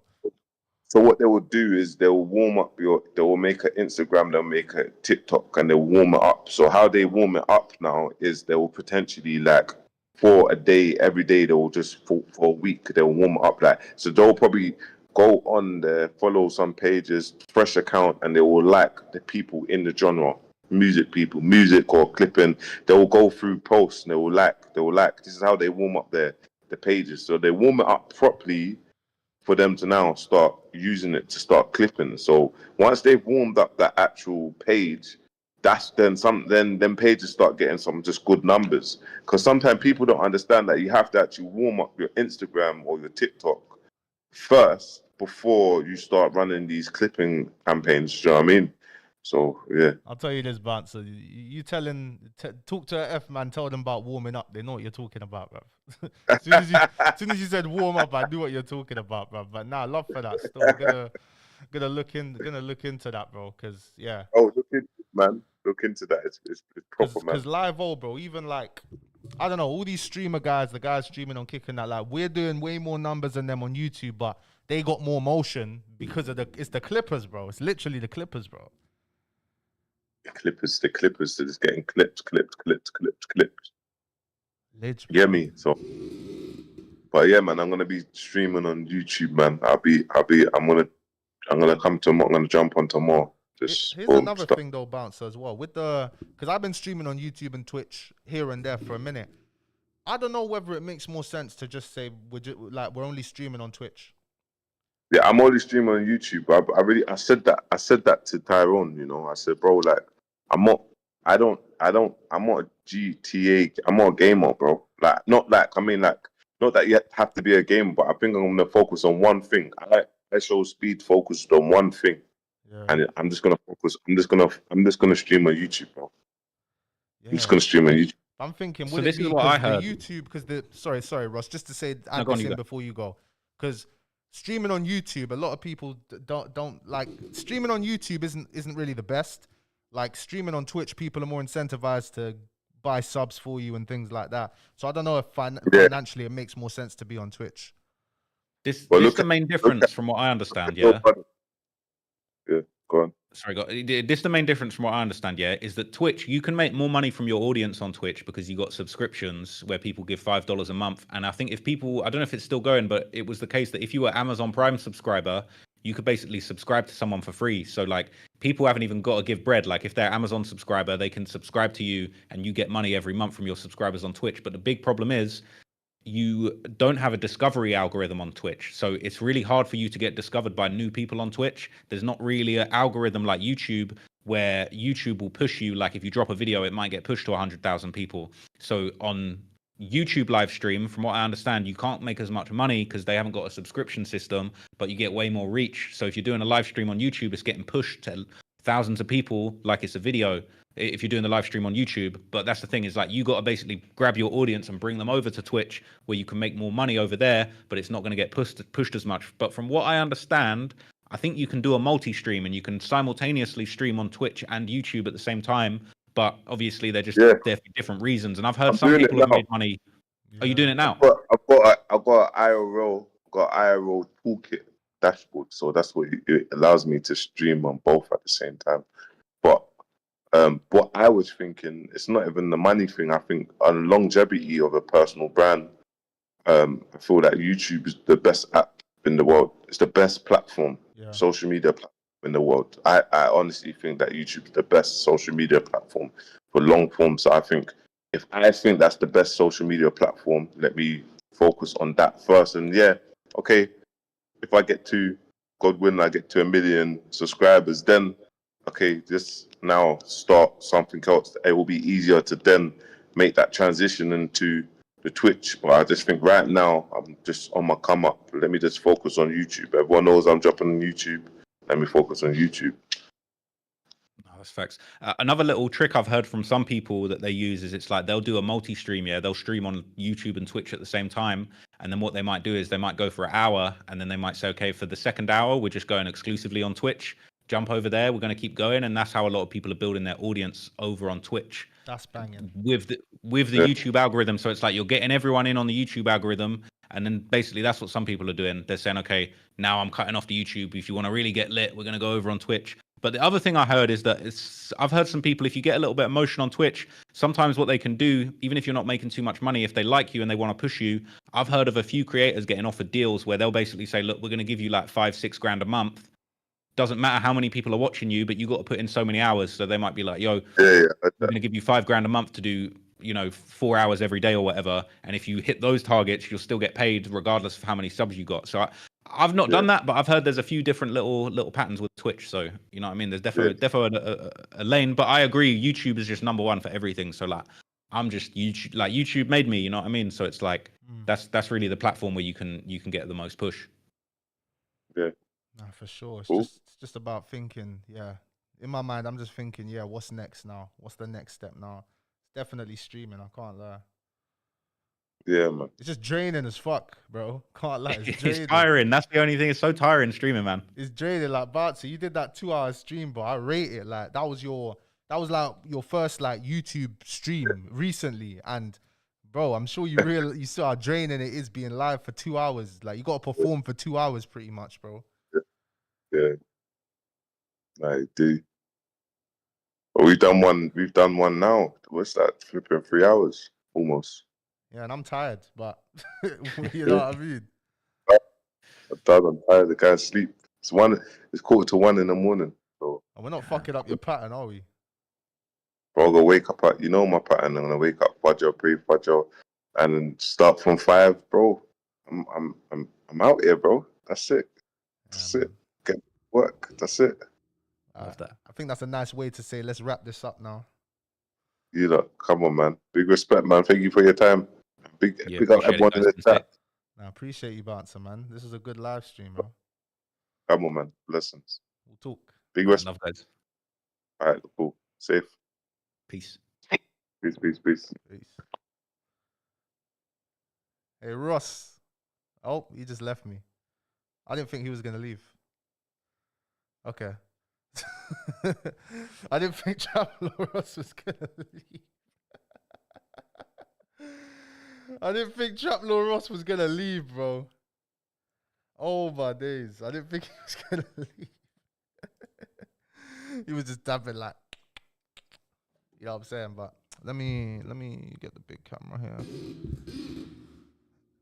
Yeah, chat. Hey, big up Skyboy. Come on, we got Skyboy in the chat. Early in the morning. We got Topical Juice in the chat. Early in the morning. The original. Early in the morning. Early in the morning. Early in the morning. Hey, man. Now listen, guys. I'm telling you, Topical Juice, bro. Like, bro, we're gonna be making moves, my bro. We're gonna be making moves, fam. TrapLoreRoss was dying to leave. You need to do an 18-hour stream like K Sosa. Now, big up K Sosa. I jumped in the stream the other day, and I donated to him. I don't donate. I gave him some subs in it because he was doing a 48-hour stream. He had Paps over there. I think Tyreek Hyde pulled up over there. Like, the streaming space in the UK is coming up, bro. I can't lie. It's coming up. It's coming up. Still, it's coming up, man. It's coming up. What's the chat saying, though, man? That Topical Juice opening got cracking it. Mother's life. I Skyboy, you're not getting ready to just drop some mad news, are you? You know what I mean? Because you were like the first one to break that Broad Day situation. It was like, fucking hell. Like, it was a bombshell, bro. It was a bombshell. So you do gaming, Tankz. You should get involved. Yeah, man does get... I need to come up with a stream schedule, bro, because I don't know what game's best to play right now. Because believe me, I'm not going to play a game right now. Don't worry before people leave. Like, oh, I don't want to see this guy gaming. I don't blame you. But what... Hold on a second. Diligent Cow. He's live. I see his thing. I hate watching adverts on Twitch, bro. But there's levels to stuff. Muller Juice got 186 views. Bro. Man, look at Muller Juice. This guy's live. This guy's outside. Oh, what are these adverts, bro? Muller Juice is taking it to another level. Night out with the team, tables and drinks. Freaking oh. Got 139 people in the live, bro. Let's follow. Why not follow Muller Juice, bro? I got signed my killie. Yazimi. Yeah, we're gonna focus on getting this one clipped up. We're gonna clip up this live. There's a lot of clips in this live. Hold on a second. What is going on, lads? What is going on? Twitch is just too bad for the adverts, bro. It's just terrible for the freaking adverts. Muller got a streaming house, yeah? Cold. Cold, bro. What was I gonna look at on my phone? I don't even remember. Come on, man. Why am I watching so many adverts, bro? I'm gonna have to buy the Twitch turbo boost thing. Go ad free on every stream. Cause this is annoying, bro. It's like YouTube Premium, bro. I've got YouTube Premium and I have no plans of not having YouTube Premium, guys. Honestly. We're just waiting for this Muller. Twitch or kick? Oh, what did the Skyboy respond to me? Yeah, nah, defo got to jump on the streaming thing, 100%. But it's like I'm getting better at this stuff, though. I can't lie, because when you're streaming, you do need to constantly be in content mode. You know what I mean? I'm used to doing my videos just like, yeah, wasn't really in content mode there. Just now, when you're streaming, you've got to be on content mode 24/7. You know what I mean? It's a different mode you got to lock into. But let's take a look at this. Hey. I'm not getting copyrighted, bro. I'm not. This guy's the DDG of the UK, 100%. I'm trying to chat to Muller Juice, bro. I need to link up with Muller Juice, bro. For sure. For sure, man. For sure. What was I looking at? I wanted to look at the games that are popping the most. Because I want to get into gaming. I want to do a gaming channel. I want to start clipping up my gaming moments as well, bro. Even though I don't play games, really. IRL's got the most views. Fortnite. Damn, people still watch Fortnite. I'm sorry, I can't force myself to play Fortnite, bro. I'm sorry. GTA, but I'm not into this role play stuff, bro. Like I just don't want to do role play. It's not fun to me. CS:GO, Clash Royale, FC25 got 25,000 people watching. Stop calling me Wale. It's actually getting me really angry now. And you guys know when I get angry, I really lose my mind. I've got a short temper. I've actually got anger management issues. Please. All right, brother. I love live streams. You just tune in. Like, you can just tune in and just see what everyone's on. You know what I'm saying? Your team is meaty. You just tune in and just see what everyone's doing. You can see what he's doing right now. Like, this is the future, bro. Just being able to tune in and just see what everyone's doing. You know what I mean? Can YouTube Premium skip sponsors yet? Bro, on YouTube Premium, I don't get nothing. I don't get no sort of adverts, bro. In general, bro, just different avenues to push the length of streams, keep you out there in the algorithm. Nah, facts. Wale. I think he's a UK streamer as well. We got Apex Legends. Oh, Black Ops 6. All these games. Destiny 2. Yeah, there's plenty games man could play, bro. There's plenty games. Gaming stream's going to be different, though. It's going to be different. Trying to make it entertaining. Let's see what Phantom's doing right now. IRL. Right here. These men are in New York, bro. But stay tight and get on the side, like right on the side of the, yeah, like right behind these cars. Yeah, man. I plan on doing some like IRL content in what's it called? When we go to we're gonna go Birmingham soon. We're gonna link up with Triz. We're gonna make that stream happen. It's gonna be not a stream, but we're just gonna be we're just gonna be around. We're just gonna be in Birmingham. Show the ends, little interview with Triz, tell us what going, go to the studio. Just gonna get that done for a video to test the waters because I've got a big video planned. I've got a big video planned. Yeah, I've just got a big video planned, bro. I got a big video planned. It's just about, big video planned, bro. Big video planned. Right now, is my Esther cool to go to the USA? Nah, I need to renew my Esther actually, but it's not even America, bro. I ain't even got plans to stream in America, bro. Like I've got plans to do something in a country you lot wouldn't expect. Your Tankz, one girl who dealt with Michael Ward made a video. You should see it. I mean, you know what it is, Skyboy, yeah? You know what it is? It's like, because he's on trial, he's innocent till proven guilty. Unless it's like new charges added or things like that, or anecdotes from myself, a thing where I can tell you, yo, I've heard this from somebody who I know. I'm not really gonna, cover these things. I'm not really trying to make a video on this stuff, you know what I mean? Not really trying to do that because I know what it's like having fake narratives pushed, bro. It's no fun. It's no good. It's no good, man. It's no good. There's only hold on a second. I don't really want to end the stream, man. I want to keep going, to be honest. I want to keep going. But what is it? It's a Sunday night. Nobody ain't doing nothing. We ain't got shit to do. That's fair, man. You know what I mean? But what's she saying in the video though? I know we touched on it with Bouncer, where they were speaking about this girl who got spiked at a party a couple years ago. I don't know if it's that one. Did I watch the Women's Euro final? I actually did. I actually did watch the Women's Euro final, and it was actually all right, to be fair. Who won? Because I ended up leaving early. No, I watched the semi-final. I was watching the semi-final against Italy and England. I didn't see England come back, but England won the Euros. No way. Hey, they won the Euros. The Lionesses won the Euros again. These lot don't play. They don't play. Come on, Lionesses. Listen, you see women's football, bruv. I love the coverage it's been getting recently, bro. I love the coverage he's been getting. Tankz said he's tried to kick the other man off stream, lol. Wait, what?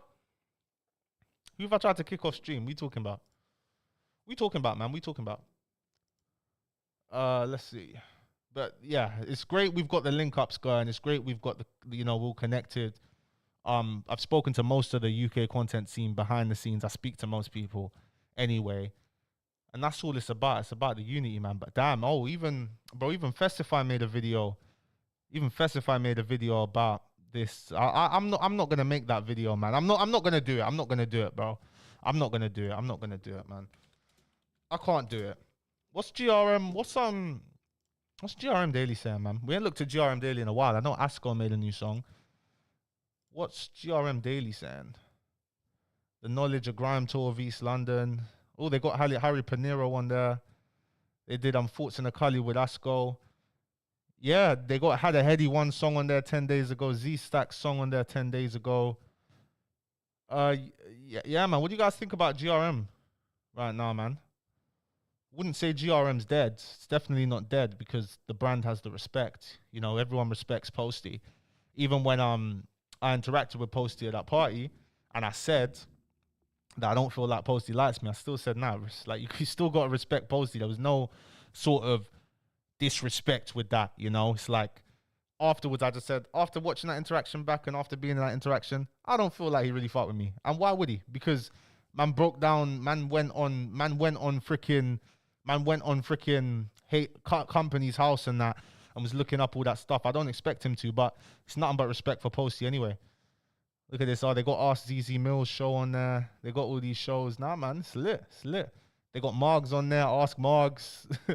They're doing their thing on there, man. If you want to learn about on it, type it. Oh yeah, Twitch versus YouTube revenue. Yeah, man. Charlie, I'm a fan of Charlie. I watch his stuff, man. Skyboy said, nah, that's honorable to still Tankz. I personally wouldn't make a video on it, but peeping in your own time. Yeah. Exactly, bro. I just don't wanna make a video on it. You know what I mean? Tankz gonna be bringing up that party till the end of time because that is the last industry party man's gone to. Like, I hope you man understand. Like, before man started proper doing the content thing and that. And shout out to Shanice. Shanice, I think she works at YouTube. Shanice, She's the one who invited me to that event, bro. But fam, it's event season, bro. I ain't getting no invites to no events. I ain't getting no RSVPs, no links and emails. I ain't getting none of that no more, bro. So yeah, that's what man can talk about, bro.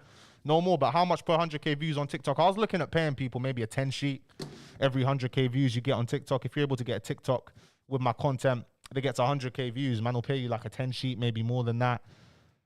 Maybe like 15 quid to make it worth your while. You know what I mean? That's what I'm thinking of just doing, bro. Because I need the clips to get out there, bro. But then at the same time, I'm thinking, oh, do I just go and make a bunch of accounts, warm them up, and then start posts? I don't know, man. I don't know. I might just do these things myself. I might just stay here all night and just do these things myself. I don't know, man. I'm going to definitely get some clips from the stream with Bouncer. And we're going to post that for sure. We're going to get them clips going viral, man. The one where we're talking about a midget party, all that stuff like that. Most definitely. But chat, what are you guys saying? How's everyone doing, man? What does the warm-up entail? Well, when he said warm-up, like, you got to warm up the accounts. It's like, bro, I know what it means in another world. But in this world, fam, obviously it must mean making the account active, have it follow people, make other people follow the account back. You know what I mean? That's how you warm up them Instagram and TikTok accounts for sure.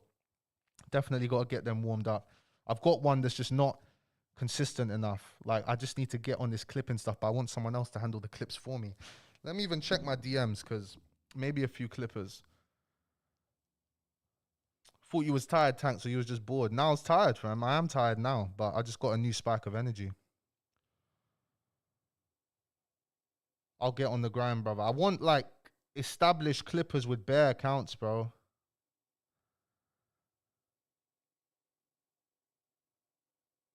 Damn, this guy. All right. I think this is a clipping account.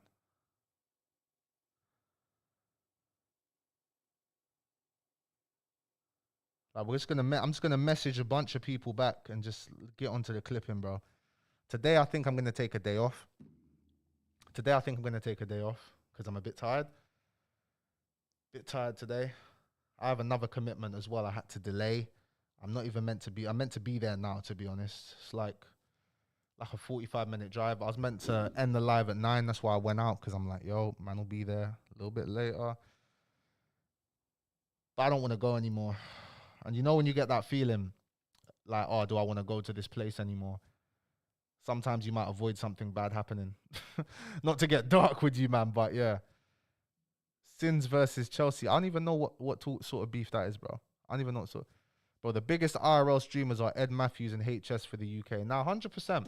100% Ed Matthews and HS Tiki Toki, man. HS Tiki Toki, them man. HS Tiki Toki is bridging the gap for sure.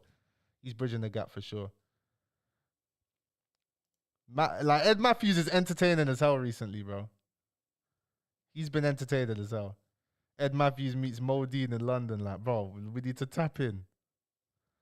Ed Matthews kick lives. I'm not even showing you guys.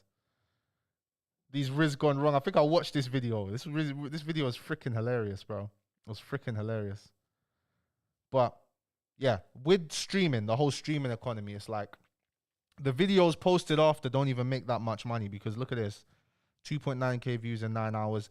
It's not about that. It's about the moments that come out of the stream that will get clipped up and posted everywhere. And it's also about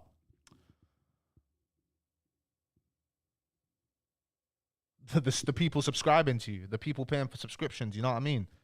But yeah, I just need to, I want to do these. I want to just do these stuff, man. Is Modine satire real?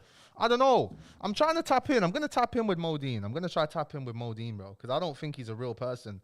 Like, all the things I've seen of Modine, I'm just like, bro, this guy cannot be real. Like, he just cannot be real, bro. He cannot be real, bro. He's just not a real person. Like, he's just so unpredictable. Look, big up Modine. But nah, definitely need to work on getting the clippers on, man, because, yeah, do some of it myself. Make a bunch of Instagram accounts and just get clippy. Just get clippy. But I don't feel like it's all a performance with Modine. I don't feel like it's all a performance, because I feel like he's just who he is. He's just himself, because you can't doing this social media thing, it's like, bro, you can't. You putting on an act like that for this long is not possible, bro. Putting on an act on social media, period, is done out here. You can't do that, bro. Like, you can't. Like, you're live. People are seeing the real you, bro. You can't pretend all that time. It's not possible, bro. Get Kirky on stream. Big up Kirky, man. Big up Kirky. Kirky's cool. Streaming on Kick. Let's take a look at these man's Kick channels, though. Ed Matthews on Kick. These man be on Kick. These man be on all these type of places, man. These man be everywhere. He's live. Is he live right now? Nah, he was live not long ago. Aiden Ross is live to 40,000 people. Like, damn, look, these man, just look at it. I'm gonna keep it above. Is Aiden here yet? I did lost the team a point. I ain't gonna lie. Is he here or no? Yeah, he's here. Should I go with him and then leave? Yeah, he's here. It's fine. This is lit. Like, you can just tune in. You can just comment on people doing live things, brother. I'm telling you, man. They do definitely. A lot of them definitely do it. But yeah, definitely. Anyway, guys, thank you so much for the donations. Thank you, everyone. We're gonna wrap up the stream. We're gonna come back with proper streams, man. We're gonna take this streaming thing serious because it's something I want to do. No video today. Tomorrow, I'm gonna make a video about the new law that's blocked pornography in the UK.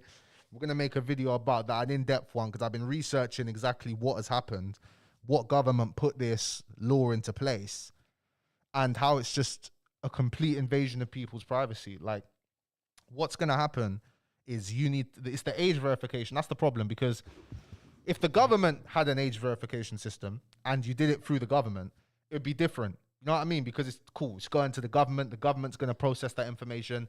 The government could even have a system where everybody gets a code. If the government gave everybody a code and every website had to implement this system, and it's like a code that confirms that you're over age or something like that. You know what I'm saying? That would make the most sense to me, to be honest. But no, what they've decided to do now is outsource it to private companies. So private companies have to handle the age verification. Brother, it is a data breach waiting to happen. It's a data breach waiting to happen. These companies say, oh, we don't store this information. We don't store photos of your ID after, bro. They're chatting nonsense. Like, they store this data. I'm telling you, man. And porn is terrible anyway. You know, porn's not something that people should want to be accessing, but I'm on my Twitter and I can't view things because of this new law. How does that make sense? It's just, bro, it's terrible. It's terrible, man. It's terrible. But I'm going to do a full in-depth video. It was the conservatives that are the ones who gave this law any wheels. It was the conservatives. And it's just a data breach waiting to happen, bro. It's just a data breach waiting to happen. I'm not happy with it. It's not even about the porn. That's the thing. It's not about the porn. It's not about it, bro. I feel like I'm in Dubai. Dubai is the only country I've been to, yeah? Well, Dubai is not a country. The UAE is the only country I've been to where I've not been able to, like, do FaceTime calls or things like that. Maybe in other countries. Let me think. Definitely in other places as well. But Dubai was the first country where I actually felt restricted. It's like, I'm actually restricted. I actually can't do what I want here. You know, I actually can't I can't video call on an app. I can't even video call on WhatsApp, I don't think. Or could you? I don't even remember. But in Dubai, it's just, I think I had to video call people on WhatsApp only. And the government monitors everything. I felt like I'm in Dubai. When I wake up, I try to go on Twitter and it says you can't because of age verification. Like, what are you talking about? What are you talking about? I can imagine China's worse. But it's messed up, guys. But anyway, thank you guys for watching the stream. We're going to come back with better streams. Today was a good stream. Today was a very good stream. In terms of solo streams and stuff like that, I need to get onto this IRL stuff, man. I'll be real. And we've got big plans in the works.